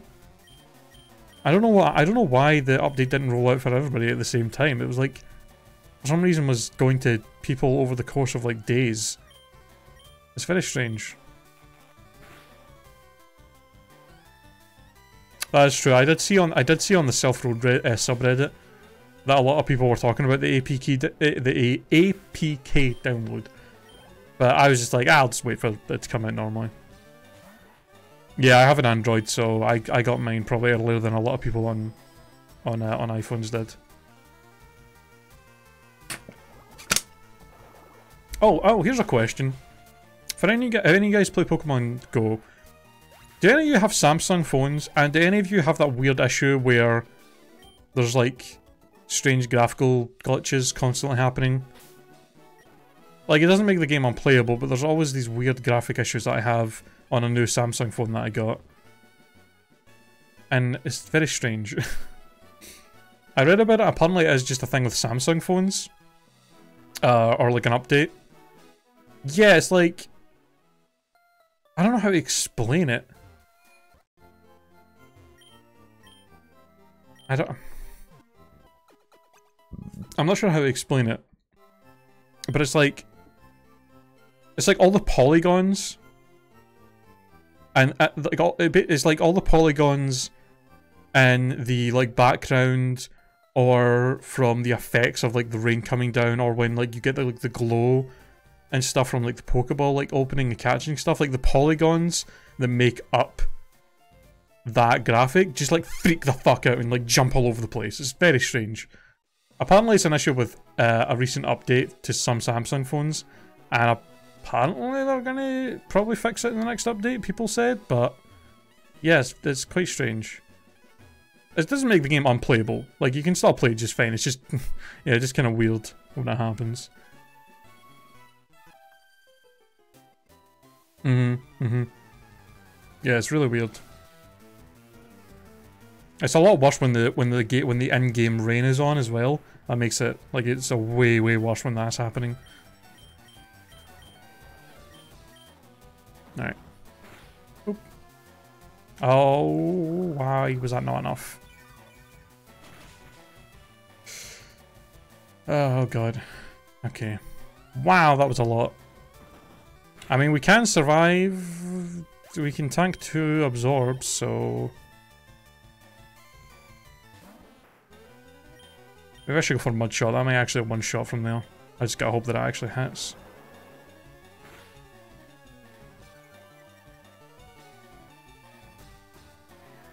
Oh, really? Yeah, I mean, it's not... it's not bad enough that it ruins the game for me. Like, most of the time it looks fine. It's only really... It's only really in the overworld or, after I've, like, thrown a Pokeball. So it doesn't really mess up me playing it. But it is weird. I'm hoping they'll fix it soon. This is not a Nuzlocke run, no. That would just be insanity. I don't hate myself that much to try and do a solo and Nuzlocke run with just a Wooper. I know there are people that do permadeath solo runs, but I feel like if I tried to do a permadeath solo run, I'd probably try and do it with something that would be a little bit easier to do that with. I did talk about how it would be kind of fun to do a Hitmonchan solo run and just name him Saitama and only give him punching moves. That would be pretty fun.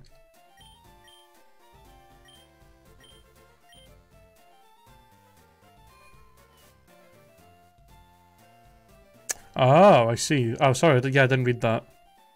Yeah, that would... Yeah, that's kind of bad. I don't get that.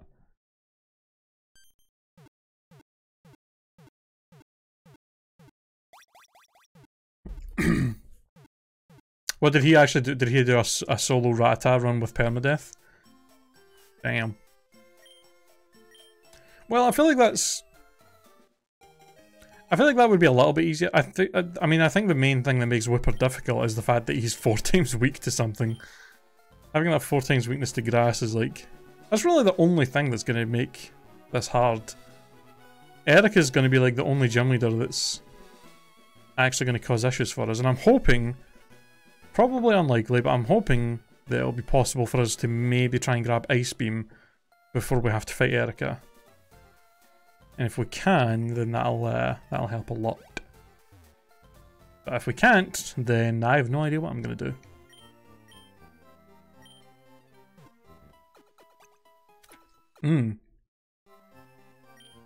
I guess the good thing about Sentret and Rattata though is that the both of them can learn a little bit of a variety of moves for like situations that you're in.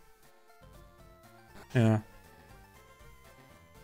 Only really have to worry about fighting types as well, which isn't too bad. And fighting types really didn't become super overpowered until Gen 5, so.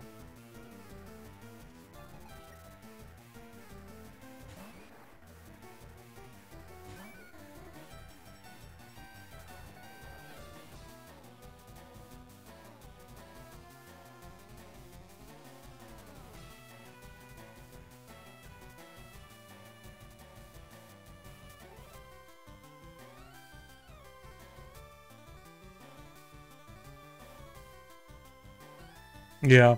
That's super... I don't know why they would... I don't know why they would ban it though. Like, surely having people that are around there just because they're playing that game would...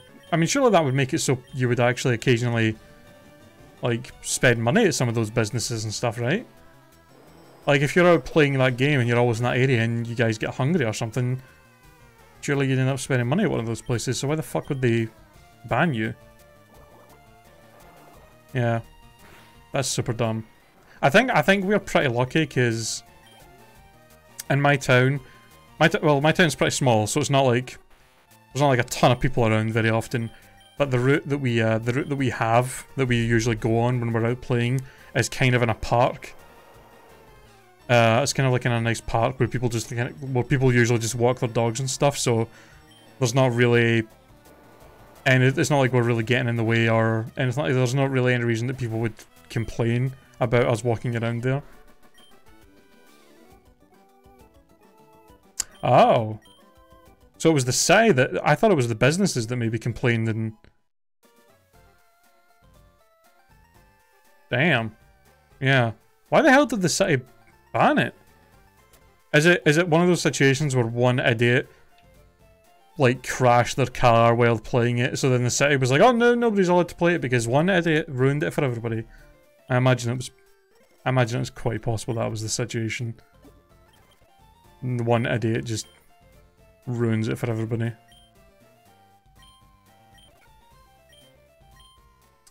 Alright, finally got dig. It's a little bit stronger. 100% accuracy, and it lets us escape from being hit by stuff, which is nice.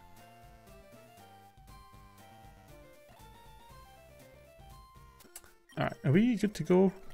I should probably... Hold on, I should probably buy some more potions before I leave.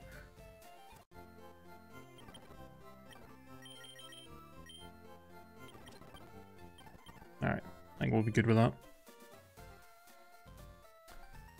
A garden nearby and some elderly complained, and then they just went full stupid. Wow, that's... Wow. That's ridiculous.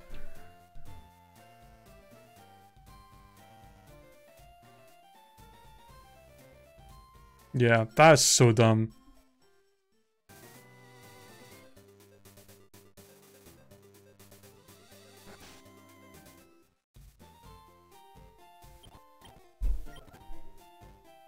That shit's crazy. That's unbelievable.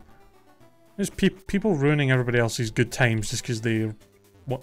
Oh, it's slightly inconvenient and annoying for us to have all these people that aren't usually here walking around during the day, even though it's completely, you know, fine for them to do that and they should be allowed to do that.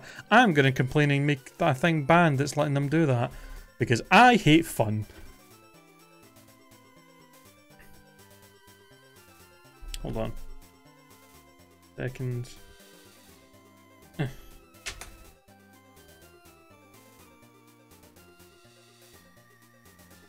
Totally professional stream. Hold on, I gotta check this real quick.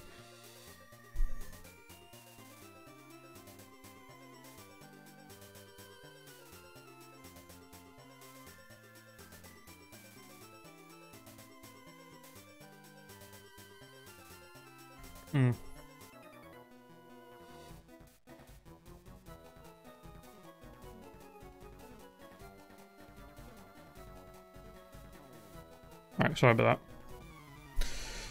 that. Exactly. This is the most professional stream on Twitch, of course. I don't stop my stream to check my phone or anything like that. Of course not. Who would do that? Who would do such a thing?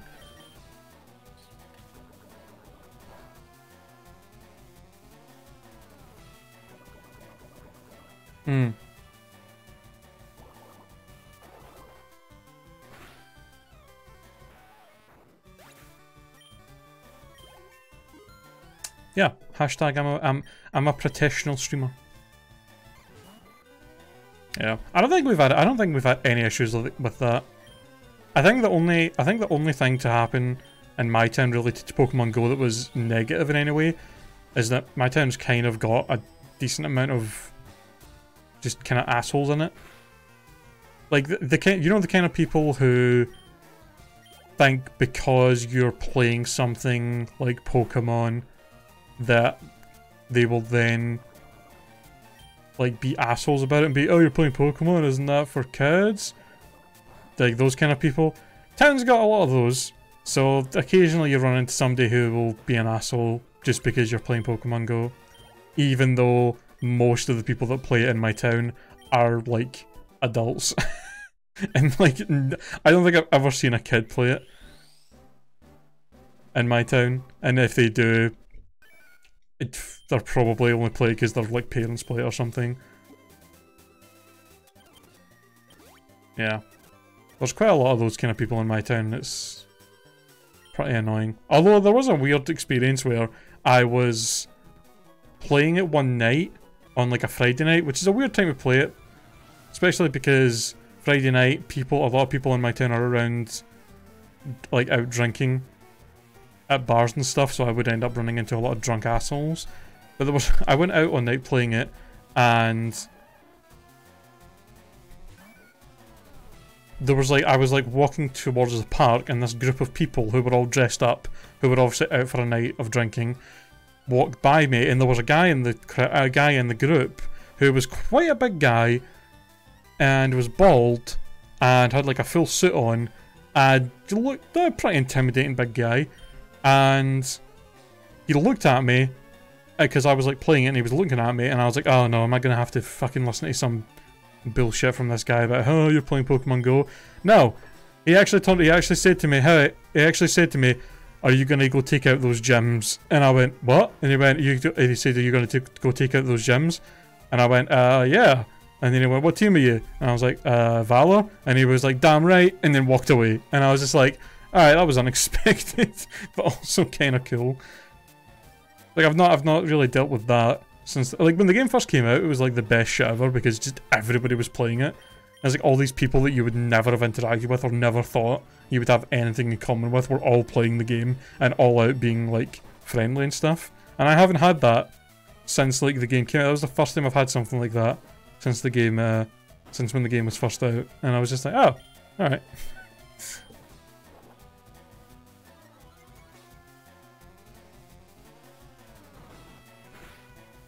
That's true, yeah. Especially like teenagers and like, yeah, slightly older kids. Like probably anybody, yeah, probably a lot of kids like that are maybe over the age of 10. Yeah, if they played Pokemon Go, they probably would deal with a lot of asshole like bullies in school just acting like that towards them. Because that's the thing, I actually never really stopped playing Pokemon. I've been playing Pokemon, like Pokemon was a thing, like first came out and became the big thing that it was back in the 90s. That happened when I was about 8. So I was like right at the age group for it when it was coming out.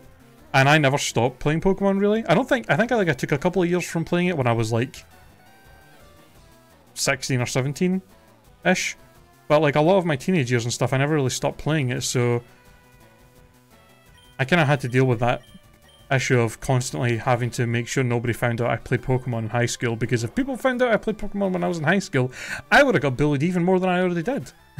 And I already got bullied a decent amount, so I wasn't having that shit. I made sure to hide that I never played Pokemon when I was in high school, because my life was fucking bad enough without having to deal with that shit as well. And now apparently playing Pokemon is the cool thing to do.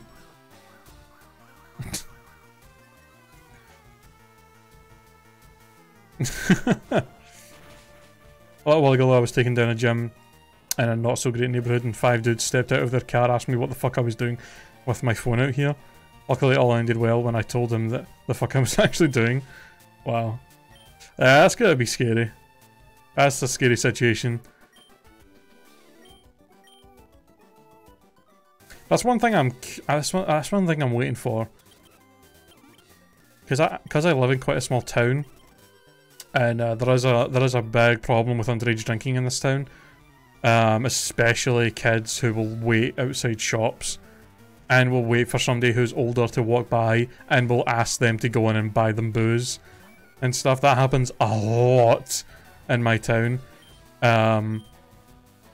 So quite often, I think the police in my town are quite quite often will just stop random people on the street, especially late at night, and kind of question them what they're doing. And I do go out quite late sometimes and play it, so I'm waiting for the time where I'm going to go out and play it, and the police are going to end up driving by and stopping me and being like, what the fuck are you doing out at this time? What are you doing? And I'm just going to be like, oh, I'm playing Pokemon. And then they'll just be like, what? Or they'll say, oh, cool. We play that as well. So, I'm surprised that hasn't happened yet, to be honest.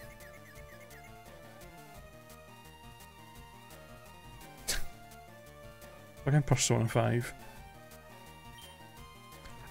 I feel like is Persona 5 one of those games where that's actually the 5th game in the series, or is it one of those games that just calls itself Persona 5? Because I had never heard of any Persona games my entire life, and then Persona 5 came out, and apparently it was the biggest fucking game in the world when it came out, and I'd never even had anybody talk about Persona games before.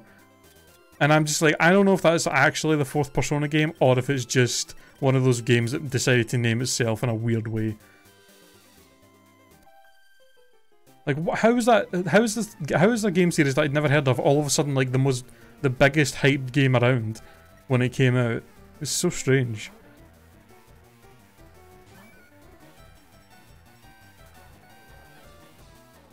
Okay. Yeah. I mean, I hear they're good. I've heard Persona 5's good even, so I don't know. Maybe I should try and play it sometime. I do play a lot of games on my stream, but I like the two main things I play on my stream is Pokemon Nuzlocke, and I do blind playthroughs of games I'd never played before. Both those are like the two most common things I'll play on my stream. So I'm always up for playing games that I've never, especially games I don't know anything really about. I really like playing. It's a lot of fun.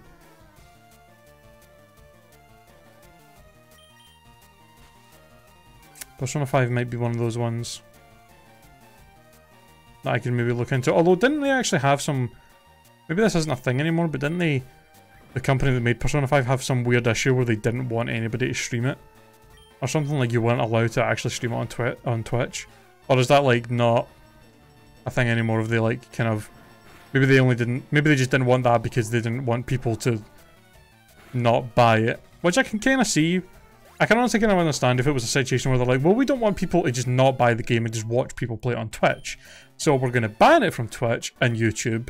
Or I don't even know if it was banned from YouTube, but Twitch. And then that way people will actually have to buy it instead of just watching people play it.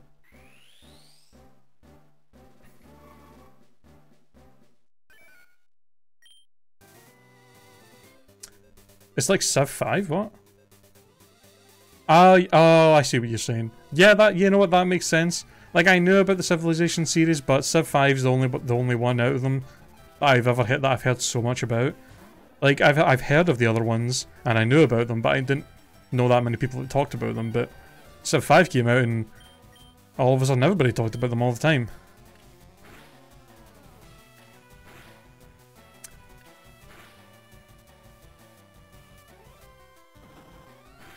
Oh, scary Pokemon Go experience. Be me, go through a local town, 10 gems, 9 taken.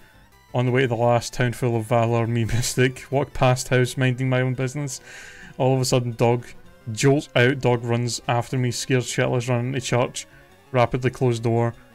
Wait solid half hour until I get out. Jesus.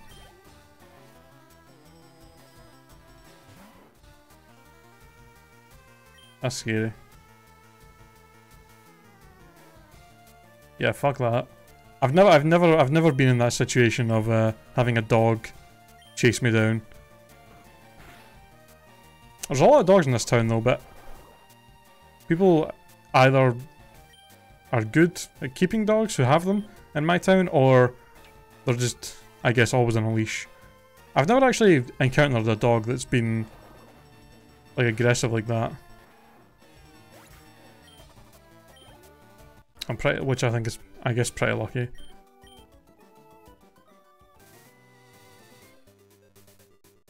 Yay! We made it to Vermilion. Sweet. Alright, let's get healed up. Let's oh god, let's get the VS Seeker as well, because I mean we might end up using that if we need to grind levels at any point. Alright, hold on. I'm going to take a quick break. Well, I say a break. I'm just going to go and grab a bottle of water because this one's run out. So I'll be back in like a minute.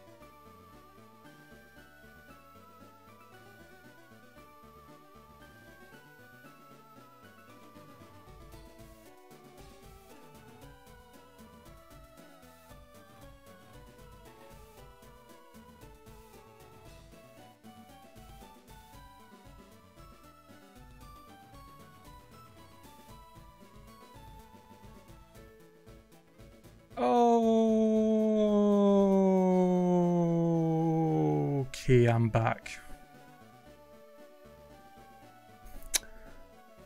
What up?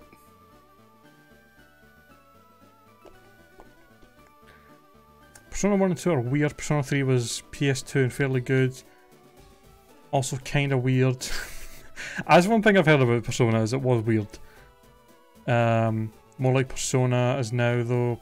Persona 4 is basically really good on PS2 and Persona 5 is on PS4, PS3 and a really fantastic game. Okay. I mean, I do like RPGs. I've played... I played Earthbound blind on my stream and I enjoyed that. We actually recently played Chrono Trigger blind as well. I mean, I know Persona, I think Persona is like a super, like, probably quite a different game from those, but I also don't have, I also don't have a PlayStation of any kind. I do have a friend who is actually going to loan me his PS4 because he wants me to play Bloodborne on my stream because I've never played that before. We've played Dark Souls 1 and 2 on the stream, and I still have to play, yeah, I still have to play Dark Souls 3 and Bloodborne, and Bloodborne's the only one obviously that I can't play unless I have a PS4, so I don't know if I'd ever be able to get the chance to play Persona 5 if it's only on PS4. I thought maybe it'd be on like PC or something as well, but I guess not. Anyone here bothered playing the side games like Persona 4, Arena, Persona Q? Didn't even know there were side games.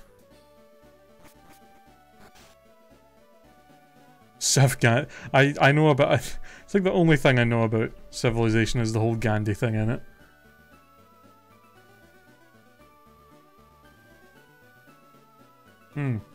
Well, if I can somehow get the chance to play it at some point, then I definitely will. Because it does sound like it's a pretty good game, so probably worthwhile.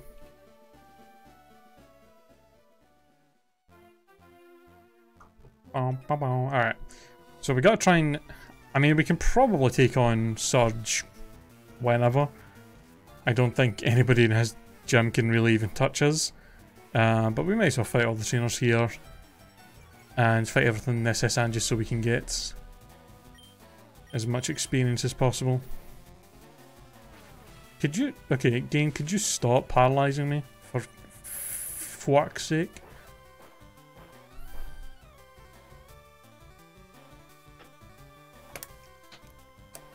But I mean, I'm always looking for game suggestions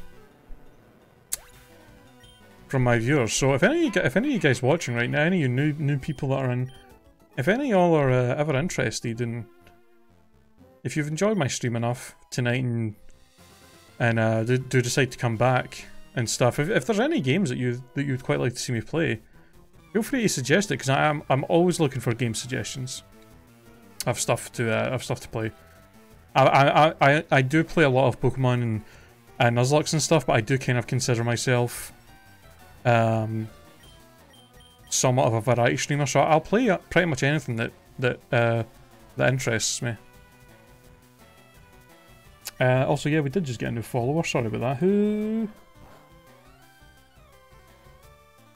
I am not good at names. Thank you for the follow, my dude. I appreciate it. And also, welcome to the stream.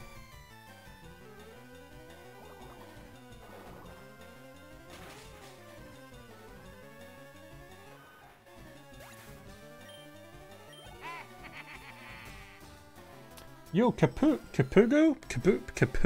Is that how I say that? Thank you for the follow as well. Welcome to the stream. Quite a big difference between Persona 4 and Persona 4 Golden. Basically just an enhanced version of Persona 4. Still a great game. I mean, I could... if Persona 4's on PS2, I could probably play that. Using obviously completely legal ways of doing it. Obviously, Twitch, don't worry. Because I played Kingdom Hearts 1 on my stream, and that seemed to run decently well throughout. So I could probably try Persona 4 if it's on PS2.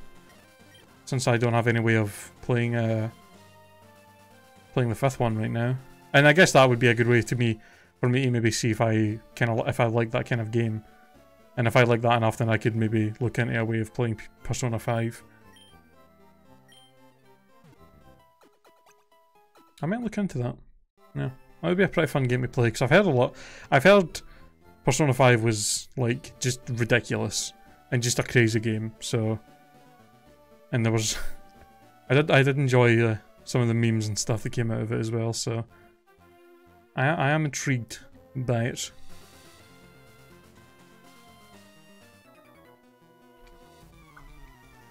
Yeah, totally legal, completely. We would never do anything to do with emulators on this stream.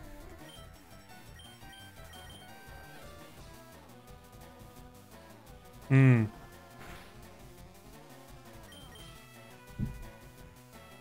Yeah.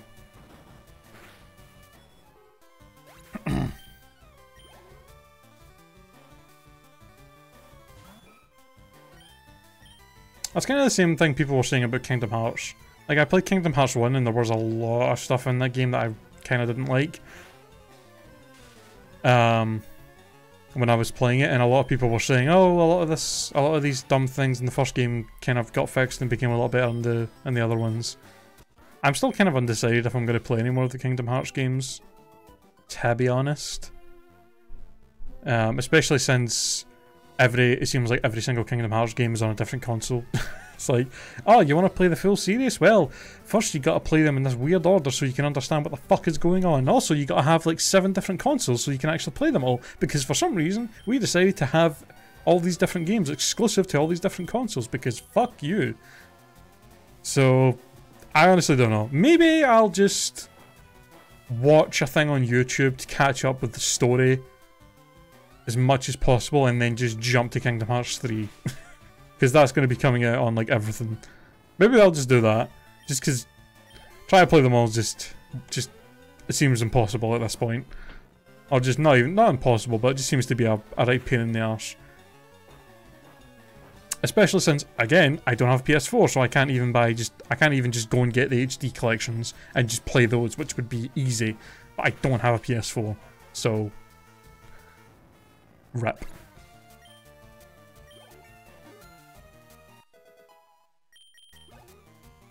It's like the only next-gen console. It's pretty much the only thing I don't have. I have an Xbox One, I have a Switch, I have a PC that's decent and can run a lot of games. PS4 is like the only thing I don't have. And it actually seems to have a decent amount of games on it that I'm kind of interested in. I'm actually been somewhat tempted to sell my Xbox One to get a PS4. Because I can't even remember the last time I turned my Xbox One on, let alone played it.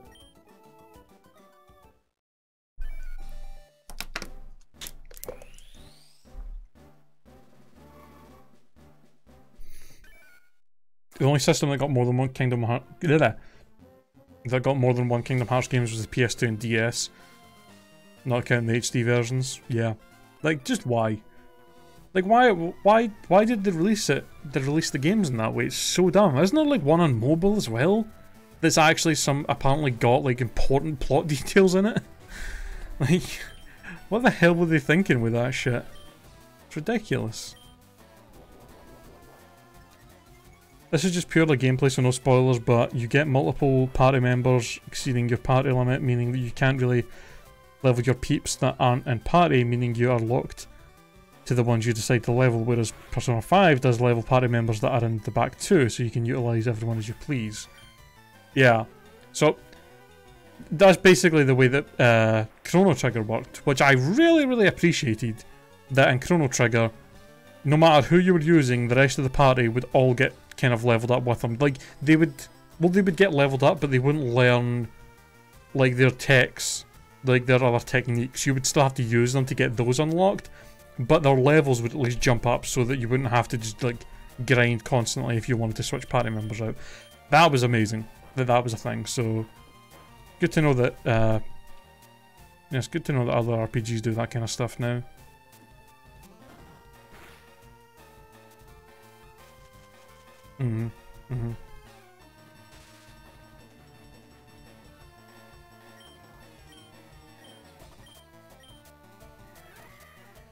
Yo, shout out to these grass types for not actually using any grass moves on me though.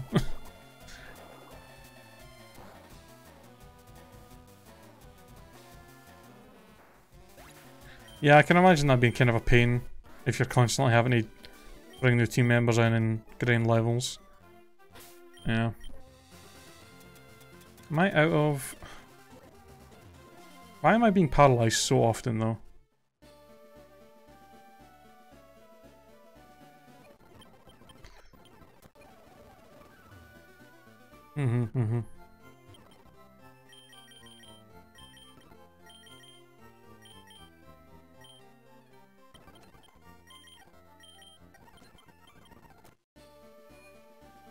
Yeah.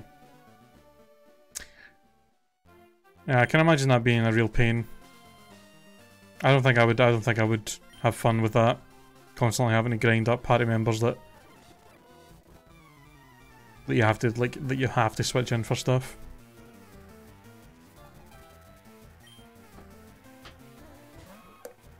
I say that coming from the person who plays fucking Nuzlocke all the time and literally have to do that every time I play one.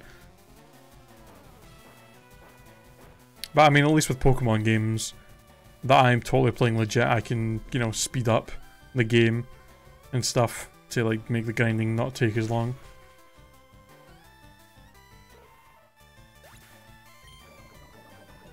Oh, poison point. Forgot about that.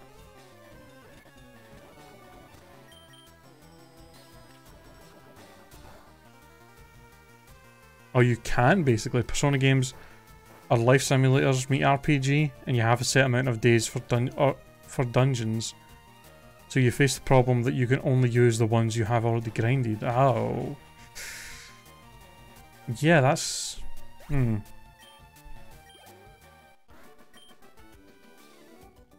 True, true. By the way, I just want to say... to all the people that constantly complain that the Gen 6 and Gen 7 are easy, which I'm not going to say, like, if you think they're easy games, that's fair, but for people that say it's easy and blame the easiness on the XP share, just turn it off. Like, I know it got buffed and it's super overpowered, but just turn it off. I hate people that complain about that. I hate it when people complain about that.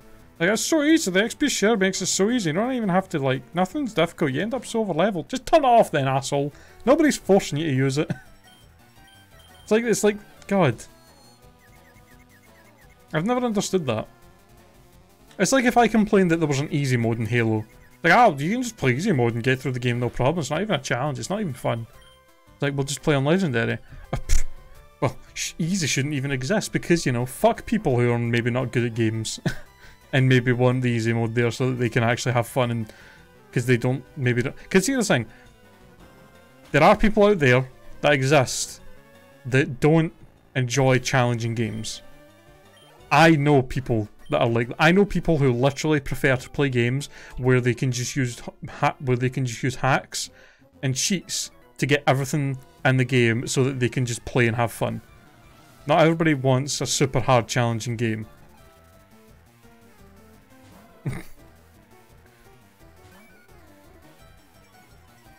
Yeah, I mean, the thing is, when I played...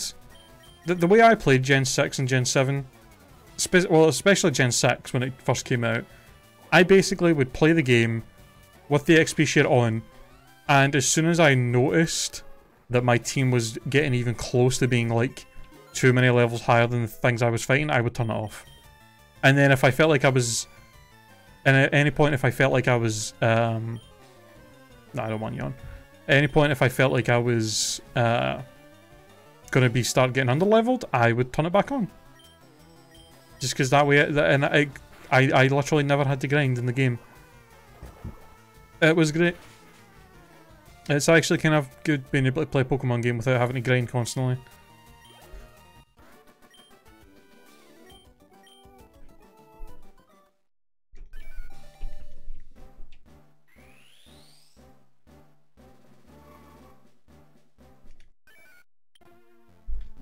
Does anybody know where we can get an Everstone in this game? I have no idea.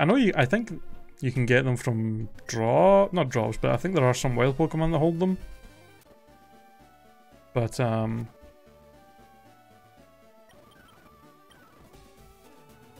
it would be nice to have, because I just know one of these days I'm going to forget to bloody...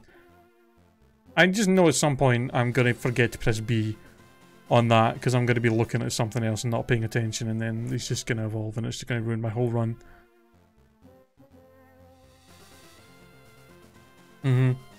That's true, it's true, it's true.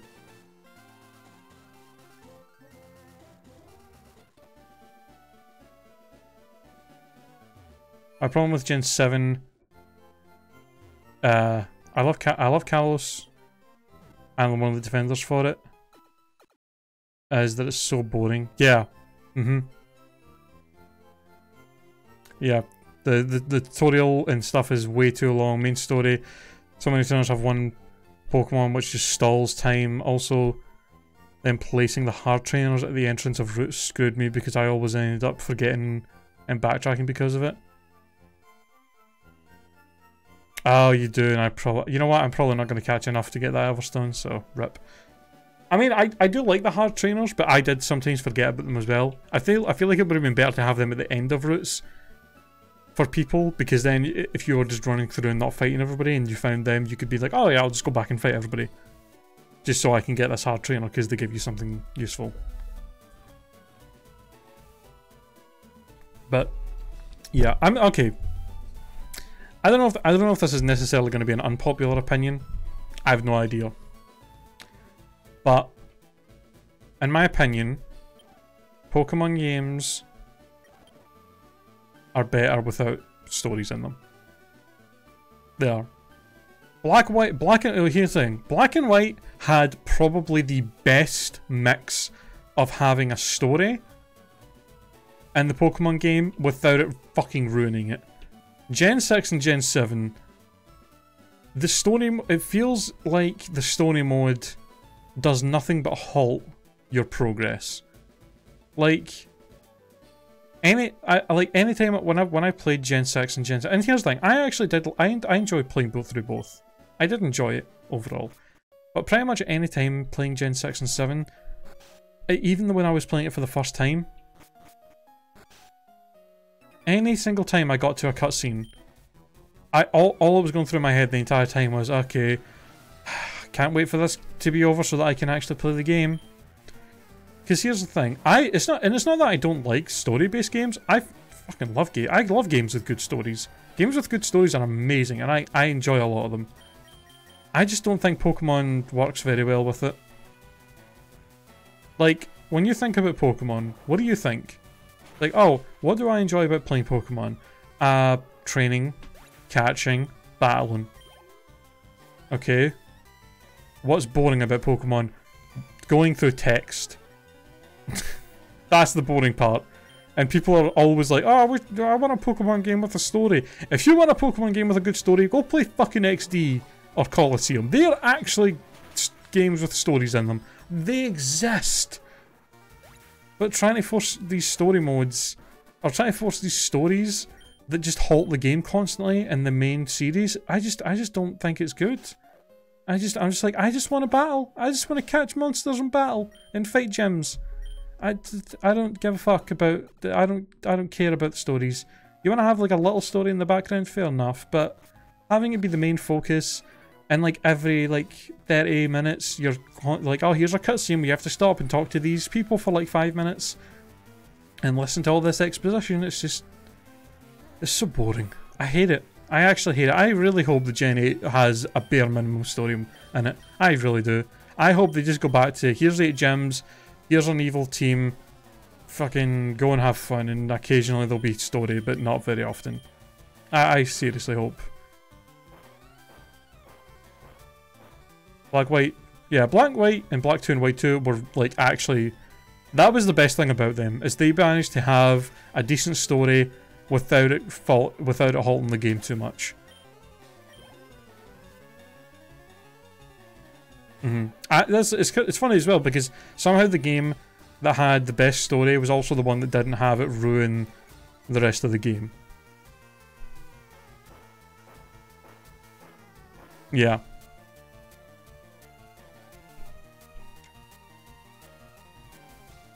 Pokemon X and Y is such a weird thing, because that game just feels so unfinished. Like, it just like, that game was begging for for another version, for a Pokemon Z. It was begging for that shit. It would have been amazing if they did that. And it just never happened.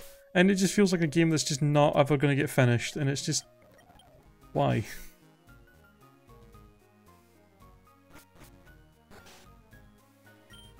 Mm-hmm.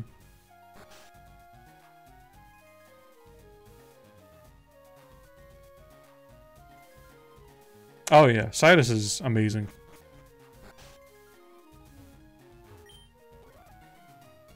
I mean, that's the thing, right? Whenever I hear anybody complain about, like, a Gen 7 being too easy, it's always about things like the XP share. But it's like, why does nobody complain about the fact that the trials in Sun and Moon are fucking lame? Like, okay, here's the thing. The totem bosses are actually cool. The totem bosses are cool and actually can be challenging. Sometimes. If you have the right Pokemon, you can kind of destroy them. But that's true with gym leaders as well, kind of. So, But the actual trials themselves are the lamest, most boring shit ever and are not challenging in any goddamn way.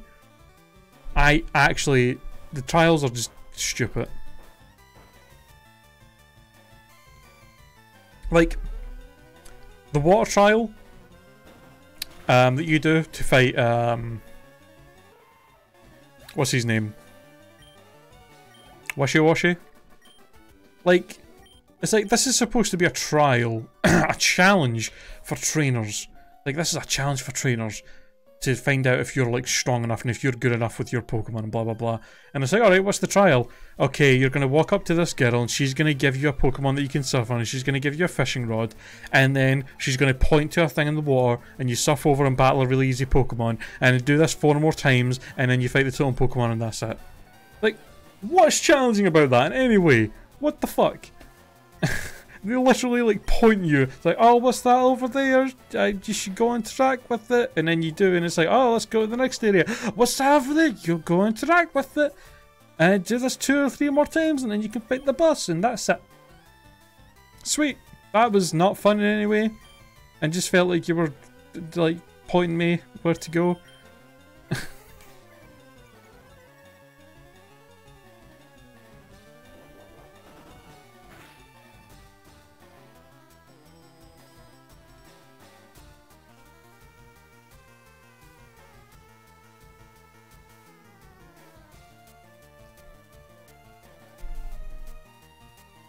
Oh god. Hold on. Yeah, X and Y is, yeah, a lot of shit unused. Megaforms were kinda cool, but I feel like they really could have had more of a... I don't understand why they didn't have the entirety of the story in X and Y based around the Megaforms and they originate, and where they originate from and stuff. Like, that would have been cool. Why did they not have the legendaries in X and Y have something to do with Mega Evolutions and have that be the origin of them? And have that be the whole story about Mega Evolution, the big new gameplay mechanic? And then why did Sun and Moon not focus on the Z-moves being like a big part of it? Like, why was that not the focus of the story?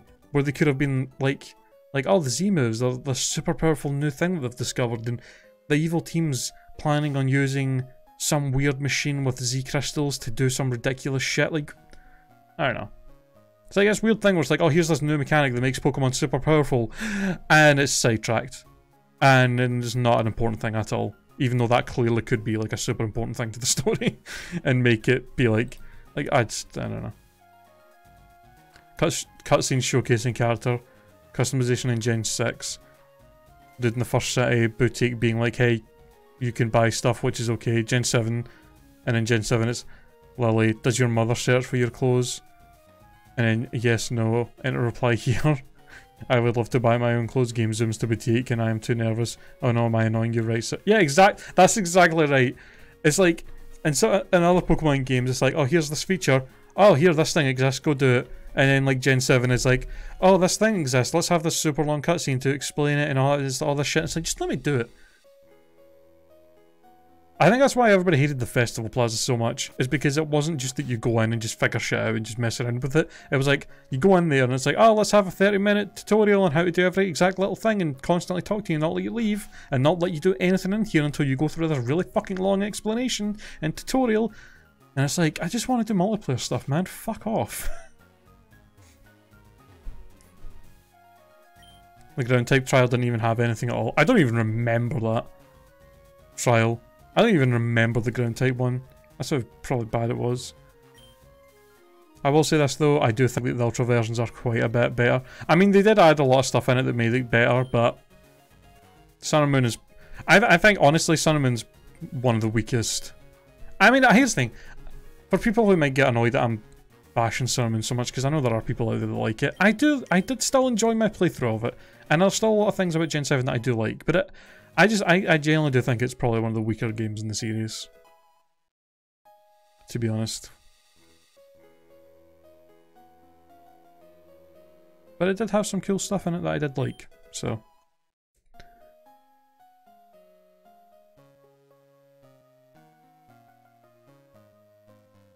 Yeah. Yeah. I swear to God, if they try and do something similar to the goddamn Festival Plaza in Gen 8,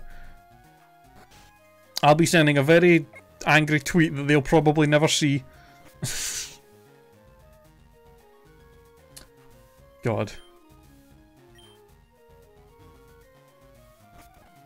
I don't understand why it's not become a normal thing for games to have an option when you start to be like, I've played this game before, please don't have any tutorial shit, thank you, skip it all.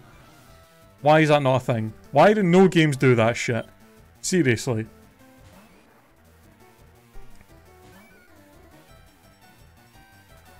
Yeah, exactly. The PSS is like one of the great, is like amazing. That was like such a great way to deal with like all the multiplayer stuff and have it be super easy to deal with, and then they just got rid of it. That's one thing that annoys me about Game Freak, is that they'll add a super cool, amazing feature that's amazing, that everybody loves and is great, and then they'll be like, let's get rid of that and never have that in a Pokemon game again. Like, why was the Pokeathlon never a thing in any other Pokemon game? The Pokeathlon is the only side mode of a Pokemon game that's been fun ever. Contests are lame as shit. Fucking the beauty pageant, the make a movie thing in Gen 5, all that shit is so goddamn lame and boring and nobody likes it. Pokeathlon was actually super fun and they never made it a thing again. Why?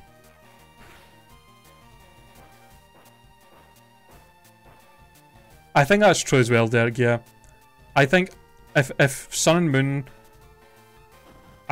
yeah, I agree with that. I'd probably like Ultra Sun, Ultra Moon a lot better if Sun and Moon didn't exist. Like, if Sun and Moon was just Ultra Sun and Ultra Moon, I probably would have just liked the gen a lot better, overall.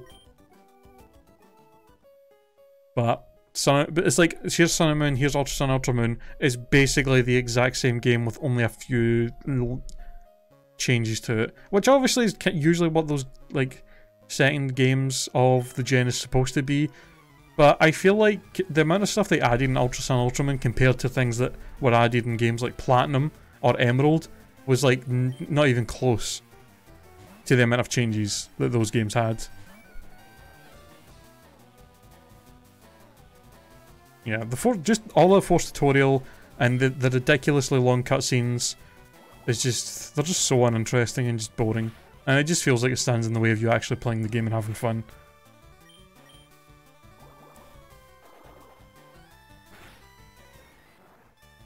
Yeah, it's true. No, Pokestar Studios is possibly one of the worst things that they've ever done as a side mode in one of the games, to be honest.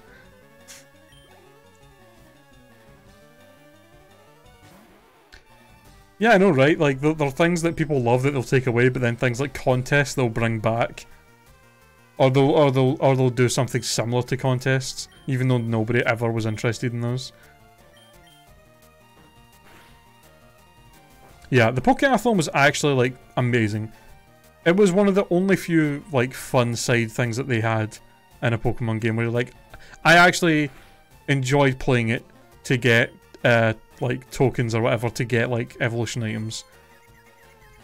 Anytime I'm forced to do something in a Pokemon game, like Pokestar Studios or anything like that, I'm always just like, oh, let's just get this over and done with.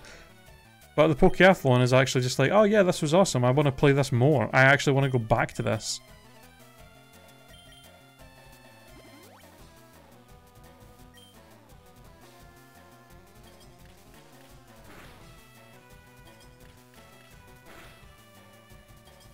I think Black 2 and White 2 is probably the best game in the sense of how much it upgraded from the originals. That's like, it's like up there with like, it's definitely the best secondary game just due to how much shit they added to it and how much, like how great, especially because Black and White were actually pretty decent games.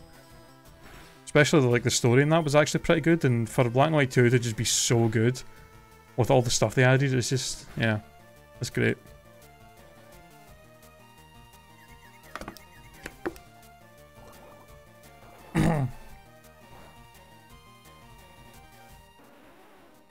Is that? Oh, really? I actually, I don't know, Elijah. I always enjoyed it. Like I thought all the games in that. I mean, there were a couple of games in it that weren't, a couple of like the little games in it that weren't amazing, but for the most part, a lot of them were really fun little games to like play. Something a little bit different to do if you to try and get the tokens and stuff, so that you can get important items. I know a lot of people say that Hard Gold and Soul Silver is the absolute Pokemon. Like I know a lot of people think that those are the best Pokemon games, and I can honestly see where people are coming from with it. Like I can totally understand that, but Crystal, yeah, Crystal will always be my favorite Pokemon game.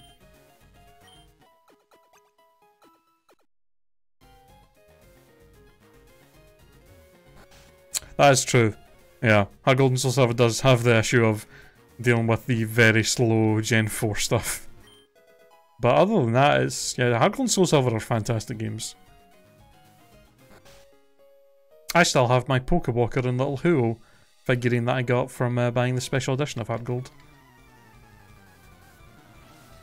I would recommend trying it a bit more if you play through Hard Gold again at some point, dude. Yeah, I always thought they were...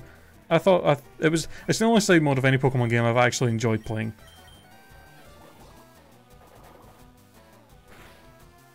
Yeah, yeah.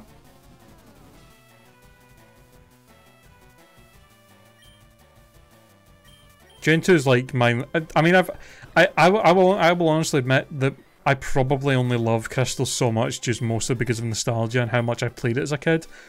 I don't care. It's my favorite game. It may not be the best, like, factually, in a sense. Like, there are, like, you could probably easily logically argue that it's definitely not the best just due to like mechanics and stuff, but it will always just be my favorite.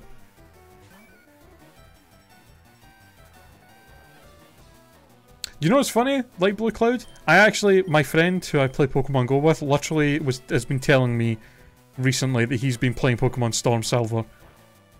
And I actually have thought about playing that. I do need to play more Pokemon ROM hacks on the stream. We tried to do a Nuzlocke in a ROM hack of Fire Red called Dragon Ball Team Training, which we made pretty far in, but then I got wiped out at the South Building by a rival. We have also played through Pokemon Insurgents, which we did an egg lock in, and fuck me, that game's hard, but we somehow managed to win. And then I also played, begrudgingly so, and I really didn't want to, but we did also play Ponymon, which, yes, is a My Little Pony version of Pokemon. I did play for a couple of hours on my stream once because I had to. Fucking Derek here and one of my other regulars kind of wouldn't shut up unless I played it, so we played that for a little bit. But I definitely want to play more ROM hacks on my stream. I think that would be a lot of fun.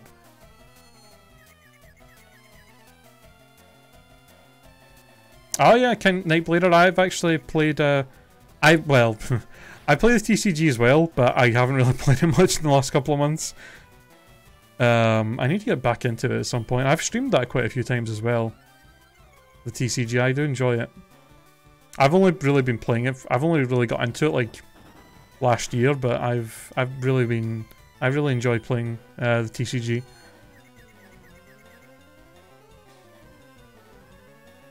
Is Uranium bad? I've always heard good things about it. Play Touhoumon? I have no idea what that is. Dark Rising. I have heard about Dark Rising as well.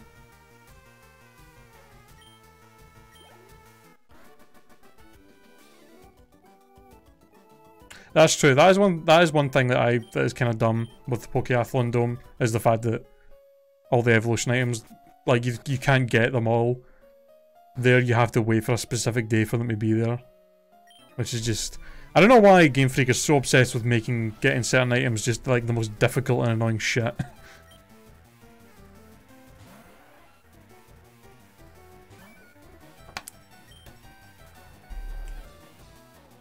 Didn't care much for Pokestar, so having to go through the first. So yeah, every time we've played Black 2 a few times on the stream doing like Nuzlocke, and every time we get to that section, it's just like, oh, alright, let's just get through this as quickly as possible so we can get back to the actual game.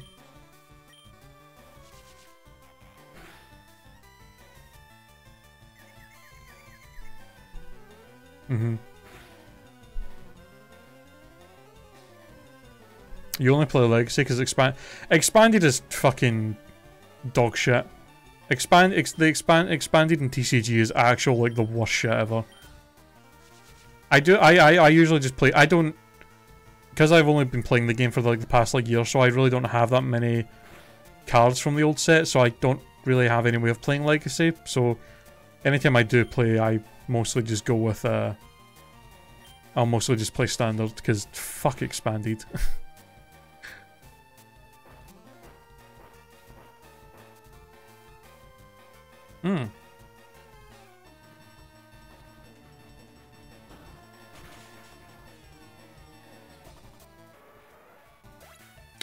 I think that's a pretty common issue with some ROM hacks, is a lot of the people that make ROM hacks really don't know how to make a difficulty curve. Some of them do deal with the issue of, like, Insurgents kind of had that issue as well a little bit, where it's just like all of a sudden the game just gets ridiculously hard just out of nowhere, and it's just like, what the fuck.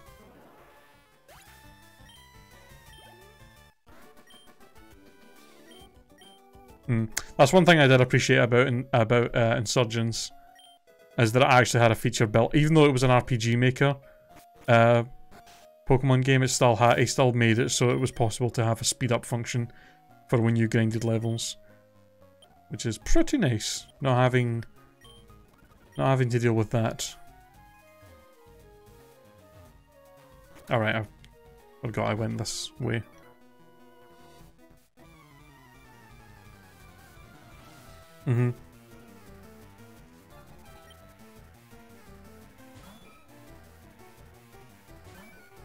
Yeah, I don't know why they did that. I noticed that a little while ago, that they for some reason just got rid of the legacy tournaments. I mean, I assume it's probably just because they weren't having enough people playing in them. That's the only way I would understand. I could understand why they just took it away. Maybe it is just that nobody played or maybe not enough people played Legacy, so the tournaments just weren't getting that much participation in them. But yeah, it's still weird.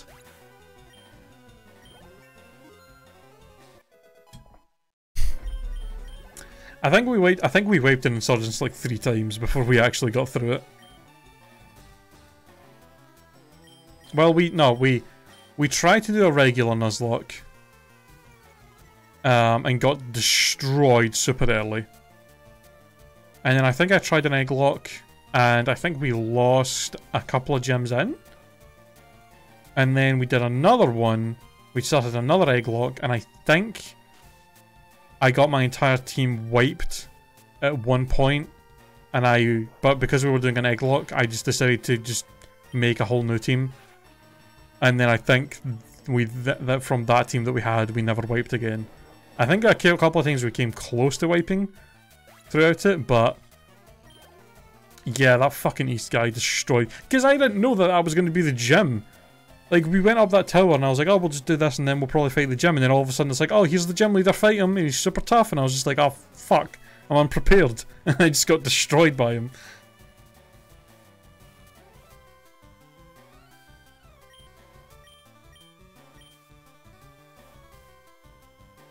Oh god, are you? Are you doing a regular Nuzlocke or are you doing an Egglock? Because I would say if you want to do a Nuzlocke in that game, I would highly recommend doing an Egglock. because if you do the egg lock, all of the egg Pokemon have got perfect IVs, and some of them have got good egg moves as well. It makes the game a lot easier to play through when you have that. Because if you're just doing a regular one, oof. Oh yeah, you're gonna have some issues. And the game is ridiculously hard.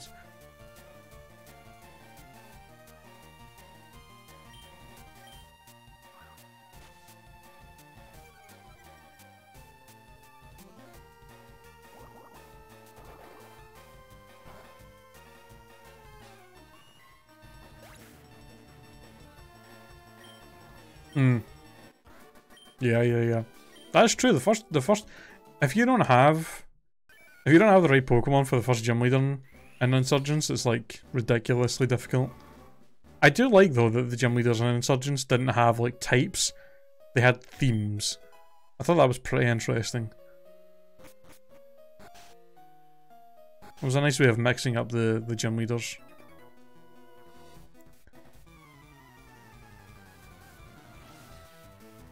Oof. Oh yeah, the primal fights are pretty crazy.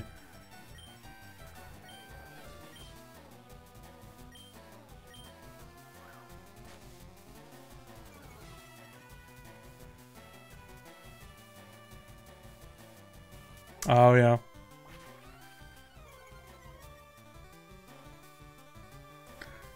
Yeah, so there's a few specific fights in that game that are just ridiculously hard. Where it's just like, these are the fights you gotta be fucking ready for, and if you've not got the right shit for them, you're gonna get destroyed.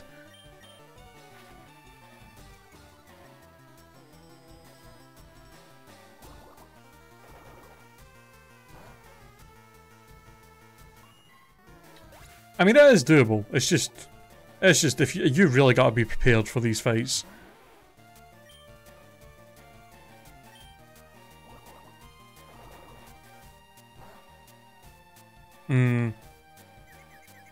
Yeah.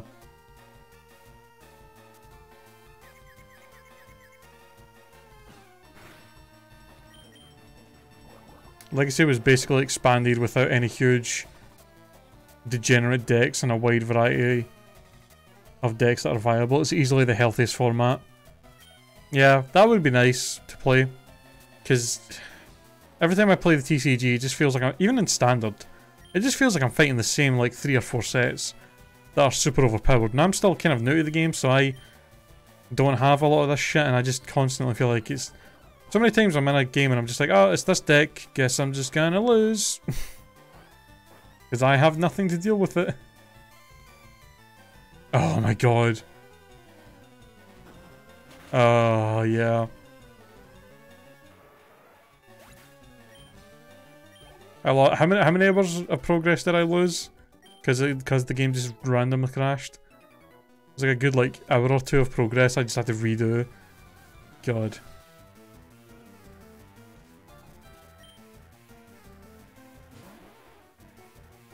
Oh my god.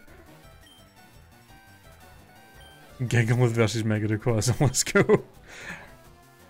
I mean, you have...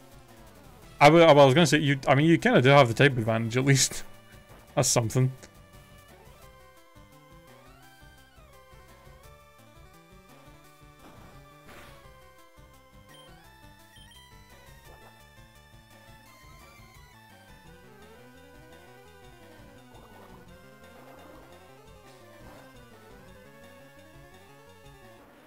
Oh. Yeah.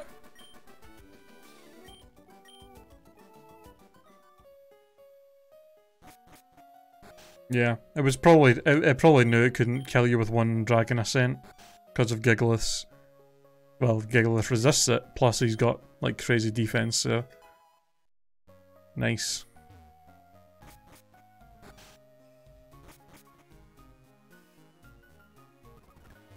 Alright, we're nearly done with the Sasan. Nearly done with this goddamn boat. That's the wrong way. We've got a fair rival here as well. Okay, we've got a few more rooms. I think we might just barely have enough time to finish the boat and then maybe beat Surge as well. We've only got about 45 minutes left of the stream. I think we'll have enough time to beat Surge before we finish up.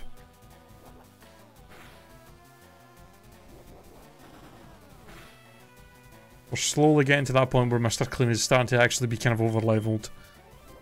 So we actually kind of have a chance of fighting strong stuff now without just getting wrecked.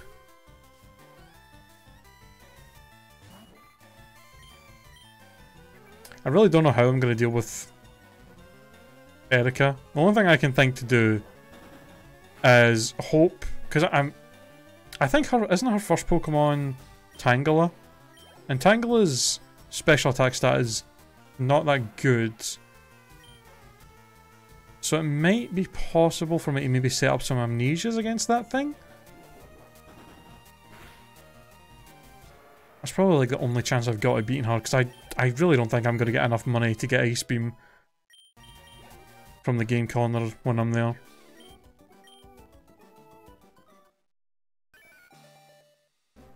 Does XP decline the higher level you get? No, I don't think they added that until Gen 5?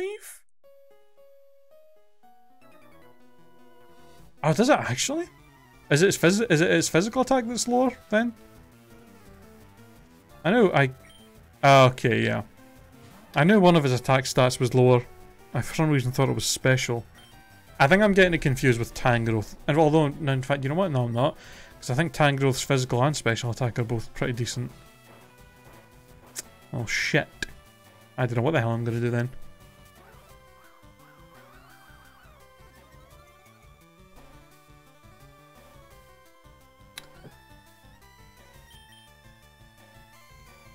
Okay, Pikachu, could you not? Oh, I just thought that's the only thing. That's one thing that's going to be annoying about fucking Surge's gym. Is a lot of the Pokemon in there are going to spam double team. Okay then.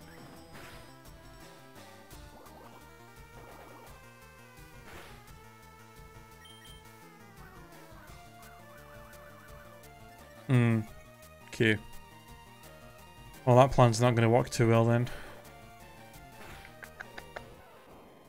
I mean, I think by the time we get to Erica, we're probably got a good chance of being up to like level 40 odd, maybe, by the time we get to her.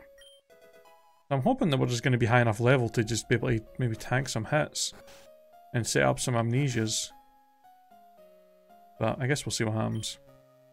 It's not like it's a Nuzlocke, so we can have as many attempts as possible on her. And if we have to change our moveset up, potentially, to try and deal with it, then that's just what we'll have to do.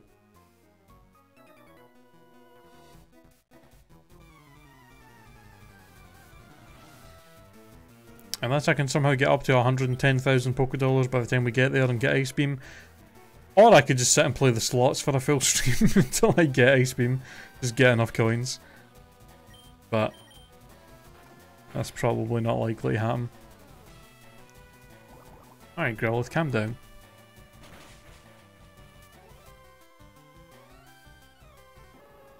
Oh.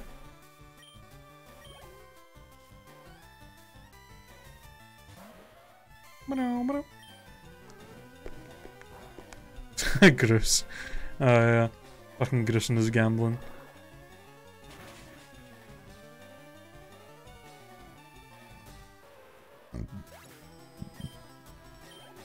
I'm still really sad that the game corner's been taken out of the Pokemon games.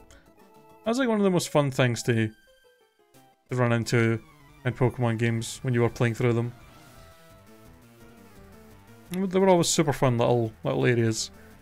But then parents had to fucking complain. Oh, gambling in my game. Me. It's not real gambling. It's not like oh, yeah. Parents will fucking complain about Pokemon having a game corner in it where it's all in-game currency that you fucking are playing with. But apparently loot boxes are totally fine and they'll let their kids rank up their credit cards to buy fucking loot boxes in Fortnite, and I don't even know if I don't even know if Fortnite has loot boxes. But yeah.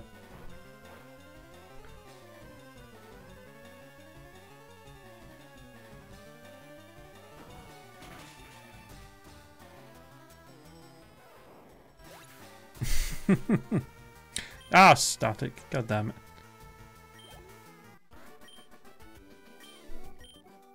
You just take it easy. I was just thinking, I never use X items, but doing a solo run? Having X items might not be the worst idea in the world.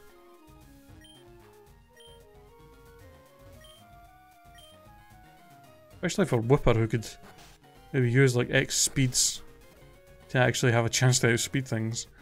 Although probably likely not. Alright chat, are you ready to get your arse kicked by my Wooper again?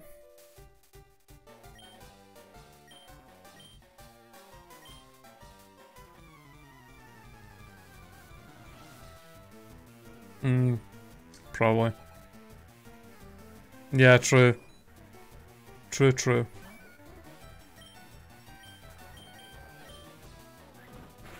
Alright, no sand attack this time, thank God. Oh, you jackass.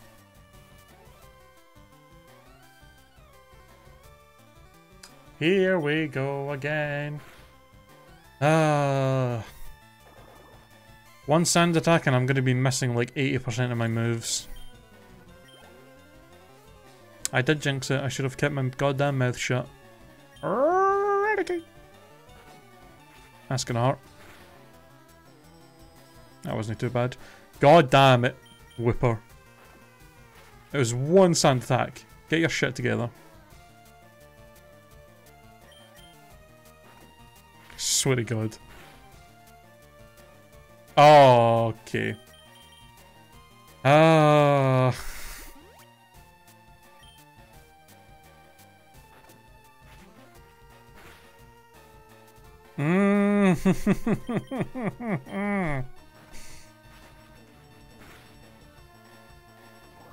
Thank you. Couldn't they have at least confused them for me?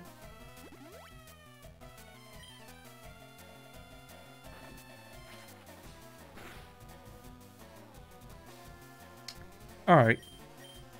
I'm getting pretty sick of your shit, Raticate.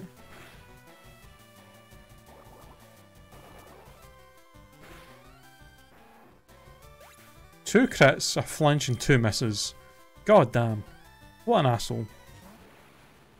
Oh, Kadabra. You're gonna be annoying. Oh, don't do that.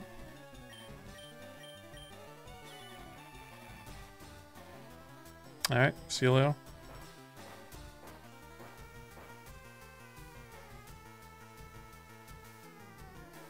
Oh, don't kinesis, really?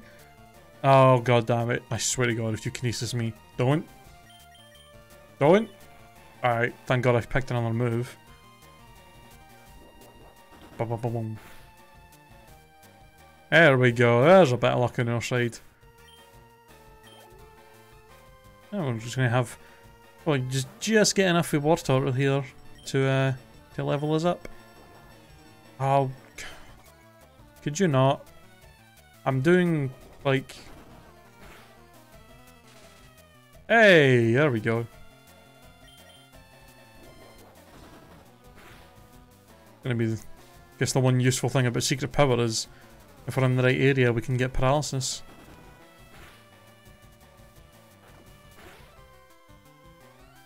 Alright, one more hit and we're done.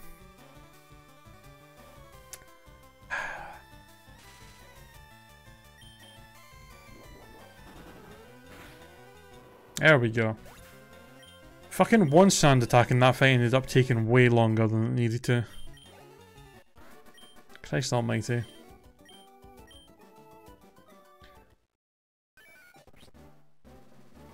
Stop!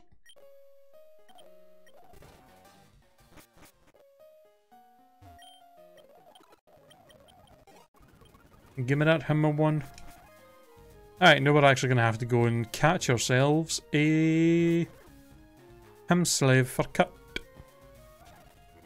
Which I just thought, maybe it wasn't a great idea for me to wait this long to catch stuff, because I'm not going to be able to I'm actually not going to be able to really damage anything without, like, doing tons of...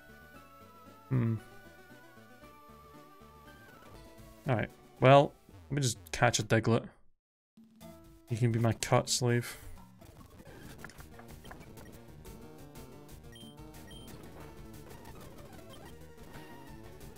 You know what would help? If I had Pokeballs, that would help a lot. Do I have any? You got one Pokeball and one Great Ball. Alright, well. Maybe I can catch a Diglett with a Great Ball without having to damage it. No, well, we're going to probably end before... We're probably going to end the stream before I get to the Rock Tunnel, so... I'll probably just catch a bunch of Pokemon off screen between streams, just so I can get Flash. Just because I doubt you guys want to watch me sit here and try and catch a bunch of Pokemon just for that.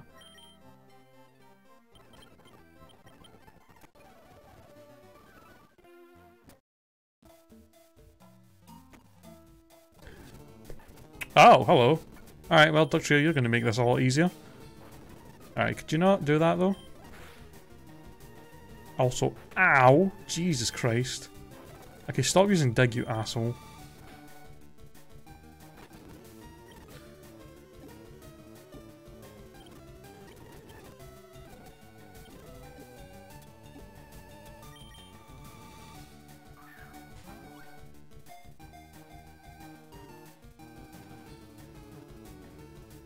Hey, there we go.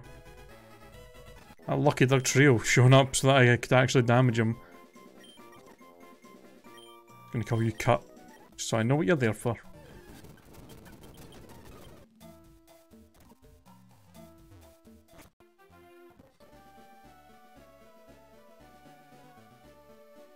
Probably just catch like a Voltorb or something outside of the Dark Cave, or the rock, not Dark Cave, the Rock Tunnel, for Flash.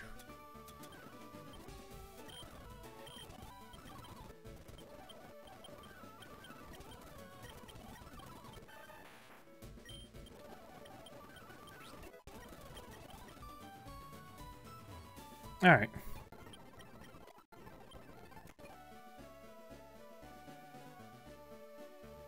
Yeah, exactly. With Solar Runs, you are at least allowed to obviously get Pokemon for HM moves, otherwise your one Pokemon would have to have all the HM moves, which would be pretty garbage. So, yeah, Dark gave us the wrong game. Alright, before we go in to do the gem, I need to go use the bathroom real quick, so I will be right back.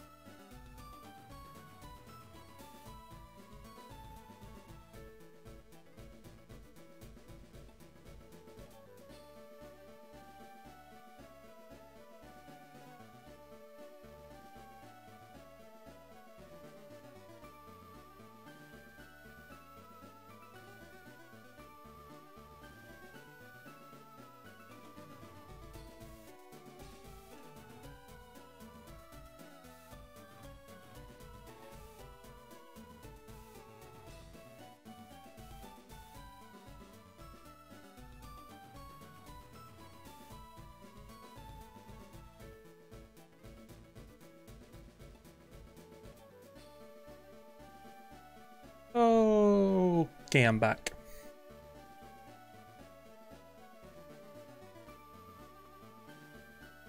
What up? Alright, let's go kick Surge's ass.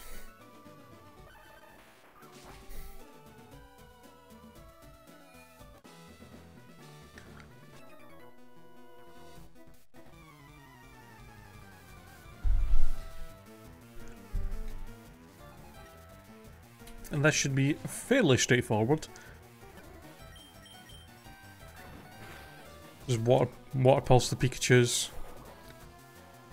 Don't really want to deal with static if I use dig. Plus, I just know if I start using dig, they're just going to spam double team. Excuse me.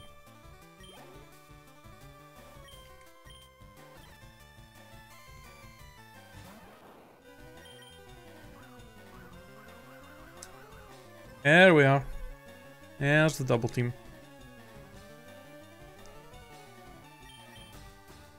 God, I wish that Wooper learned a move that never missed like Swift. Here we go.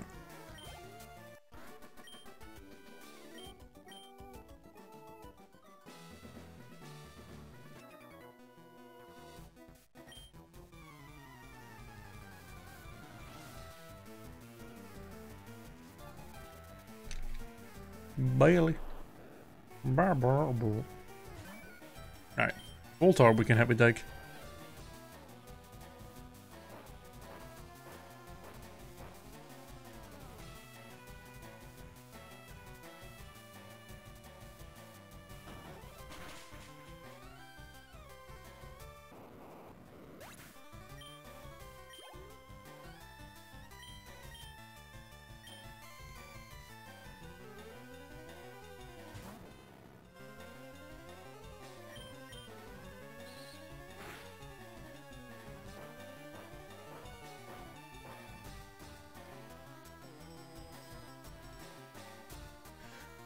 God, in hindsight, I'm really glad I picked something that actually had a way of dealing with steel types. These Magnemites would have been a right pain in the ass otherwise. Not that you find Magnemite that often in this game, but still. It would have been pretty annoying.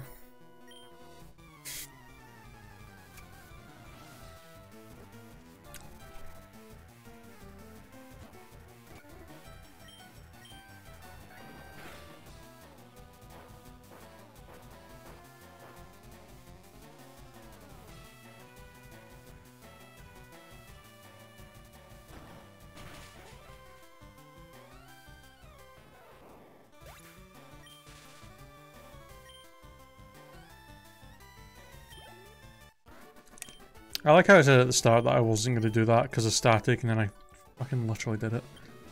God damn it. Yeah, well I can't be asked going to heal, so we'll just use some items. Alright, now to take 20 years trying to get this goddamn puzzle to work.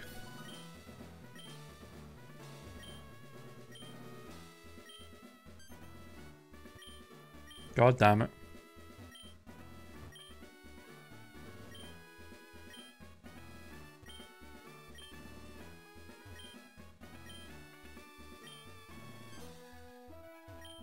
There we go. Alright, second attempt. Thank God for that.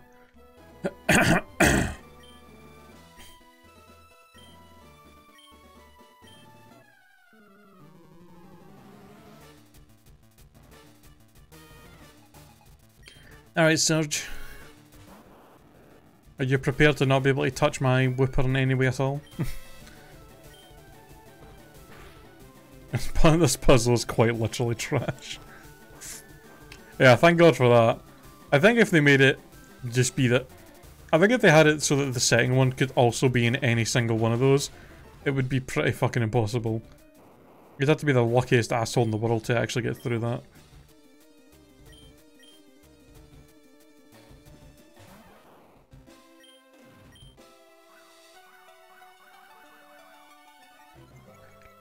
At least with Double Team, it's only the one Pokemon that I'm facing that gets the boost. Sand Attack's a lot worse because it just makes me have to not be able to hit anything for the entire fight. God damn it. Alright, Pikachu. Taking the piss here, mate. Oh, really? Oh, God. No, I'm not sure how I'm not sure how I figured it out. Thinking about it. Did the trainers tell you that that's how it works? Because when I was a kid, I didn't have any way of...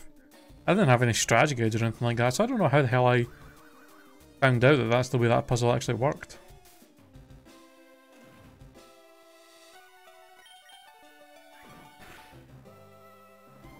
Okay, so the trainers, yeah, if you talk to them, they tell you, okay.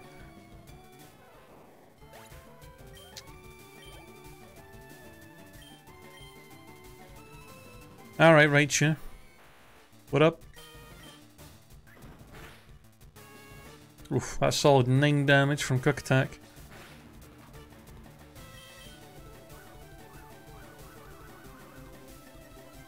Let's spam that double team, it ain't gonna help you much. And before he actually, like, wastes all my PP, and I have to fucking kill him with struggle.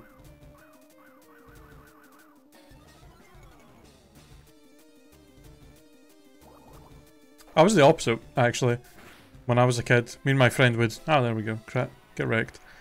Me and my cousins and stuff, whenever we played Pokemon games, we would play through the game till we got to the end, and then we'd, like, battle each other. Yo! Get an earthquake already. That would have been helpful for this gym. Yeah, we'd just play through the game. We'd, like, play through Pokemon Crystal all the way to the end. And then we'd, like, battle each other with the teams that we had, and then we'd just, like, delete our saves and just start again. We, like, very rarely actually ever kept our save files for that long. Because we just loved playing through the game. And using, like, different teams and stuff, and then, like, fighting each other and trading and all that.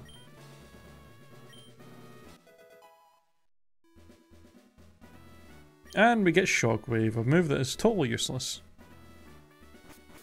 Alright, 3 gems down. Not too bad.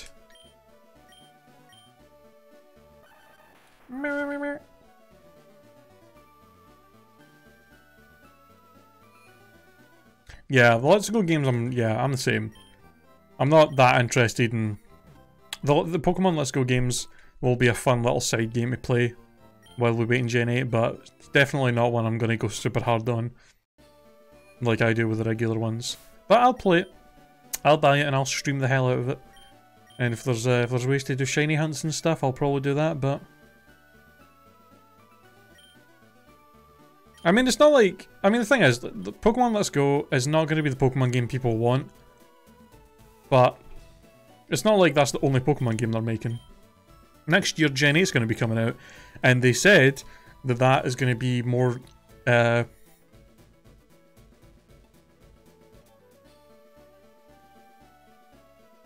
yeah, they said that Gen 8 is going to be the proper main Pokemon game. And this is just a fun little side game for people who play Pokemon Go. This is basically Nintendo's way of getting people who play Pokemon Go to buy a Switch. They're gonna make a fuck ton of money from it, which is good. Yeah, so I'm perfectly fine with Go. I think it'll be a fun little game to play, and to hold us over until Gen 8 comes out, and then that's going to be the hype. That's going to be the hypest shit ever. Alright, what am I doing? I'm just like walking around. Yeah.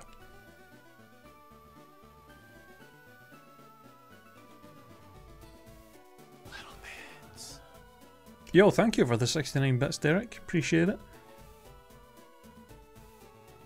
Really? I don't know. I mean, Pokemon Let's Go and Pikachu and Let's Go Eevee was like the main reason I got back into Pokemon Go. Well, maybe I don't know about the main reason, but it was one of the reasons that made me actually kind of interested in playing Pokemon Go again. So, I don't know. I think it'll be fine. It's a perfectly fine little side game until Gen 8's out. Alright, so... I think what I'll do is... I'll just start heading to the rock tunnel now. And then, because we've still got a little bit of the stream left.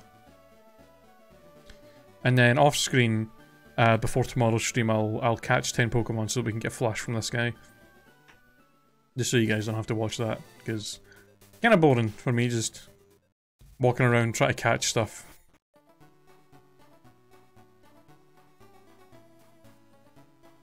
Well, I mean, I think either way.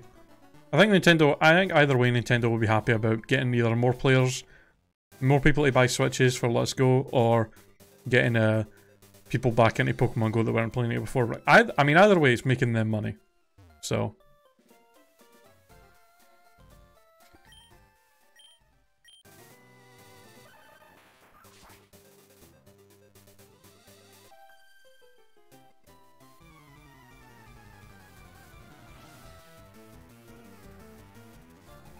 And honestly, the whole Pokemon, the whole wild battle thing, I don't really see the point. I don't really understand the upset about that, because like, anytime I've ever played a Pokemon game, like after I'm past like the first gym, I never ever ever ever fight wild Pokemon unless I'm catching it. Like 99% of the wild battles in a Pokemon game I run away from. So having them not be battles anymore and just be like the Pokemon Go catching thing is just really not that big a deal to me.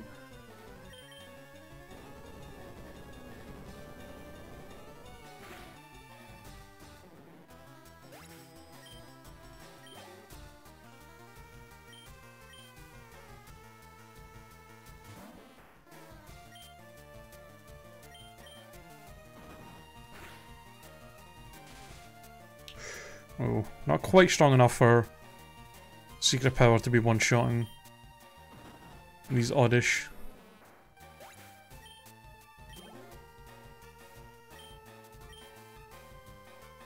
Yeah, or that. Yeah, if once I get repels, I usually just spam those and don't bother with wild Pokemon unless I'm like actually looking for something. So I don't really get why people are that upset about the wild battles. Like, I get maybe people enjoy the way you catch Pokemon in the regular games with like having to whittle it down and, you know, paralyze it or something and then trying to catch it. And maybe they think the way you catch stuff in Pokemon Go is just like way easier and won't be as challenging or whatever, but I don't know. I don't think it's that big of an issue.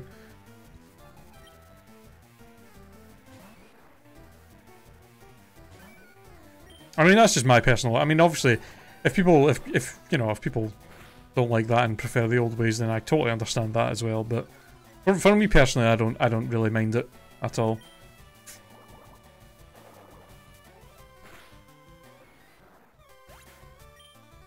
I mean, that's true, but if it's gonna work like Pokemon Go, well, what do you mean exactly? Do you mean that you don't like it because, like, you're not gonna like that because what exactly? I mean, I feel like it makes it a little bit better for shiny hunting in a way, because it's like in Pokemon Go, and I'm assuming this is the way it's gonna work in Let's Go, is you can't actually see if the Pokemon's shiny until you actually start the encounter. Like, the overworld sprite isn't different. So if it works like that in Let's Go Pikachu and Let's Go Eevee, then it'll be the same, where you won't actually see if a Pokemon's shiny until you actually go into the encounter. And if you're in an area just going for wild encounters, then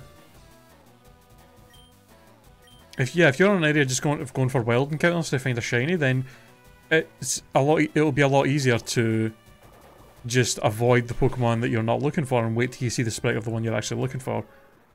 So I do agree with that, though. I do agree with just the overall taking away of the surprise of what Pokemon you've encountered. That is true. That is a little bit not as cool, I think. Because I'm not actually sure if it's how it works with the overworld sprites and areas. Like, is it just, do they just appear, or is it like you go into an area and they're there already, and then they like does new stuff not show up unless you leave, unless you like go off screen and then come back, or is it going to be like Go where shit just like pops out of the world? Because then if shit just like pops up, like in Pokemon Go, then you could still somewhat get that excitement of finding stuff, I guess. But yeah, I do get that though, having the actual like diddly diddly diddly diddly din din, and then it coming on screen, and then bim, oh, it's that Pokemon, and then oh, it's shiny. That probably would be a bit more interesting than just having the overworld sprites there, and then you walk up to it, and then it's like, okay, I can kind of get that. Yeah. I mean, that's the thing as well. People are like, the people that are super upset about a lot of stuff in Pokemon Go, Let's Go, we don't really know the full details of how a lot of the stuff works yet, so I don't know. I'm gonna wait for more details of the game and for it to come out before I really judge it. But I think it'll be a perfectly fun little game to play, and I'm gonna buy it. I'm gonna enjoy it, play it on my stream, and if it turns out that it's not good, then you know, I will.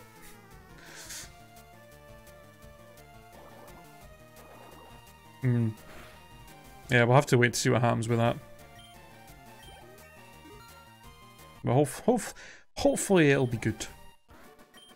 Hopefully they'll have it designed in a way that'll actually work well and not just be tedious and annoying. But no. No, Mr. Clean stopped evolving. Get a free ether from that.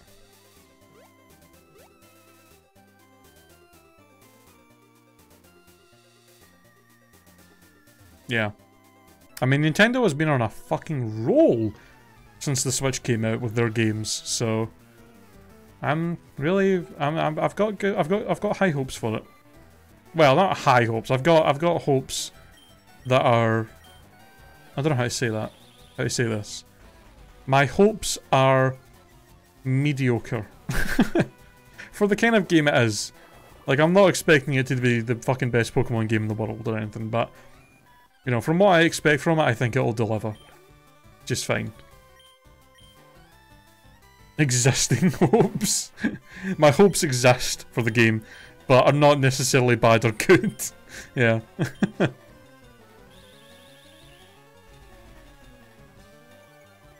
It's a good way of putting it.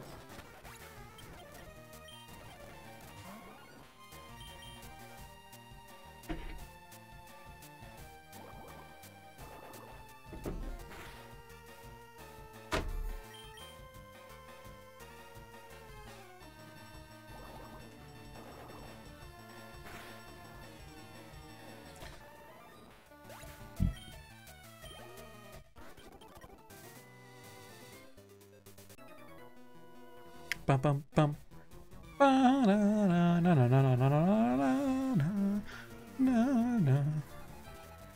Camper Drew.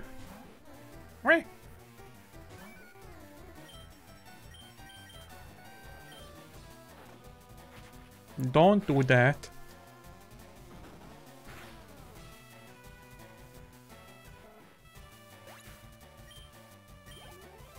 Probably gonna try and do like as much shit as I can before fighting Erica, I think. I'll go up and fight everything in the Pokemon Tower. Go and do Team Rocket, all that shit. Do as much as I can. Get as many levels before I have to fight her.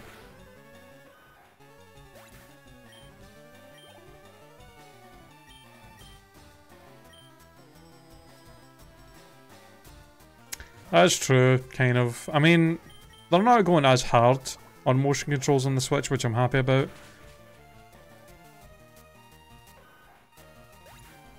I wasn't really a big fan of how a lot of the motion stuff, how there were quite a few things in Mario Odyssey that you had to use motion controls for. But I mean, it was still, I mean, it's not like it really crippled the game in any way. Mario Odyssey was still bloody-tastic. And thank God Breath of the Wild didn't have any of that shit. Well, at least as far as I'm aware. I played the Wii U version because I didn't have a Switch when it came out, but I didn't hear anybody talking about motion controls on the Switch version, so I assume it wasn't really there.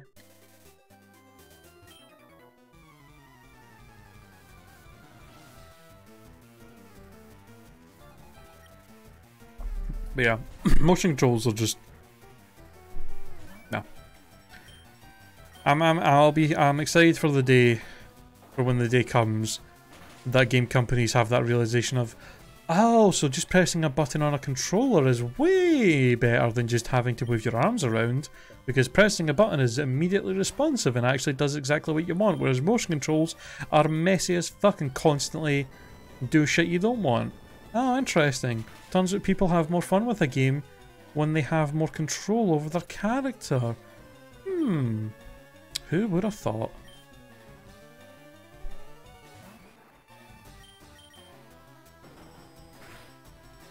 That's just the, I mean, that's just the thing. No matter how good motion controls get, it's not going to be better than just pressing a goddamn button.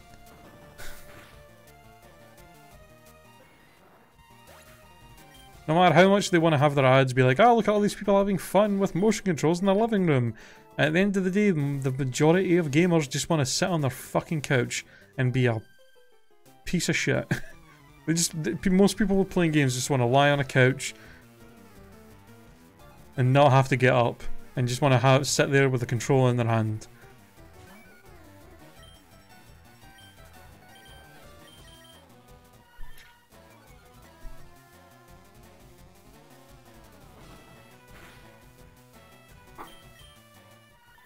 But the cow milking game, I'm still so shocked that that game didn't end up being like an included title with the Switch like Wii Sports was. Like, how the fuck did they make a game like that for the Switch and then expect people to actually pay full price for it?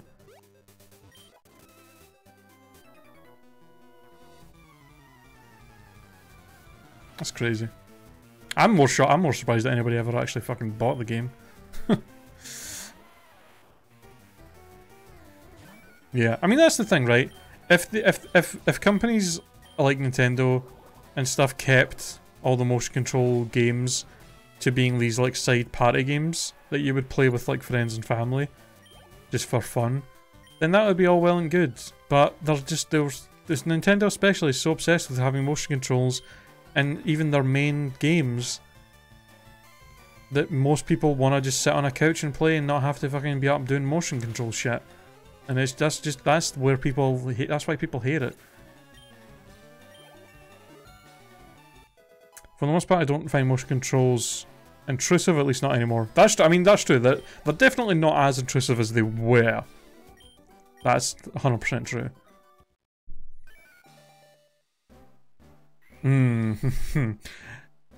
Yeah. I've heard things about Sonic and the Secret Rings. I've heard terrible, terrible things about that game. I think Sonic Unleashed was the last straw for me with Sonic games. Well, at least with the new games and the newer like 3D ones, at least. Sonic Unleashed was the last 3D Sonic game I played, and I never even finished it. I think I got maybe a couple of hours in and was just like, nah. No, I'm just done. Well, I can say I never actually owned Sonic 06, so I did play it, but I never owned it, so I never got that bad of a like vibe from it, because I just didn't play it that much. But Sonic Unleashed was a game I actually bought and actually played. I had the intention of playing through and just never finished it. It was just like, So, Sonic Mania is probably the first Sonic game I've bought in a fucking long time, and it was just because, oh, it's classic 2D and was actually amazing. So, but well. Either way, that's us about the end of the stream, guys. That is us time for us to end. So, thank you so much. Like, actual thank you so goddamn much to all of you new people that came in from that raid. I can't put any words how much I appreciate all that. It was such a great feeling having all these people come in and hanging out. I hope you enjoyed the stream. We will be back tomorrow with more to continue this Wooper solo run. My stream schedule is Tuesday, Wednesday, Thursday, Saturday, Sunday, and I always start my streams at 5:30 PM GMT, and we'll usually stream for about 4 hours. So we will be back again tomorrow at about 5:30 PM UK time. So thank you so much, and thank you for the follow, Nick Rockers, as well. And yeah, I will see you all tomorrow, I guess, if you like the stream enough to come back. So thank you again for watching, and yeah, have a good night. Bye bye.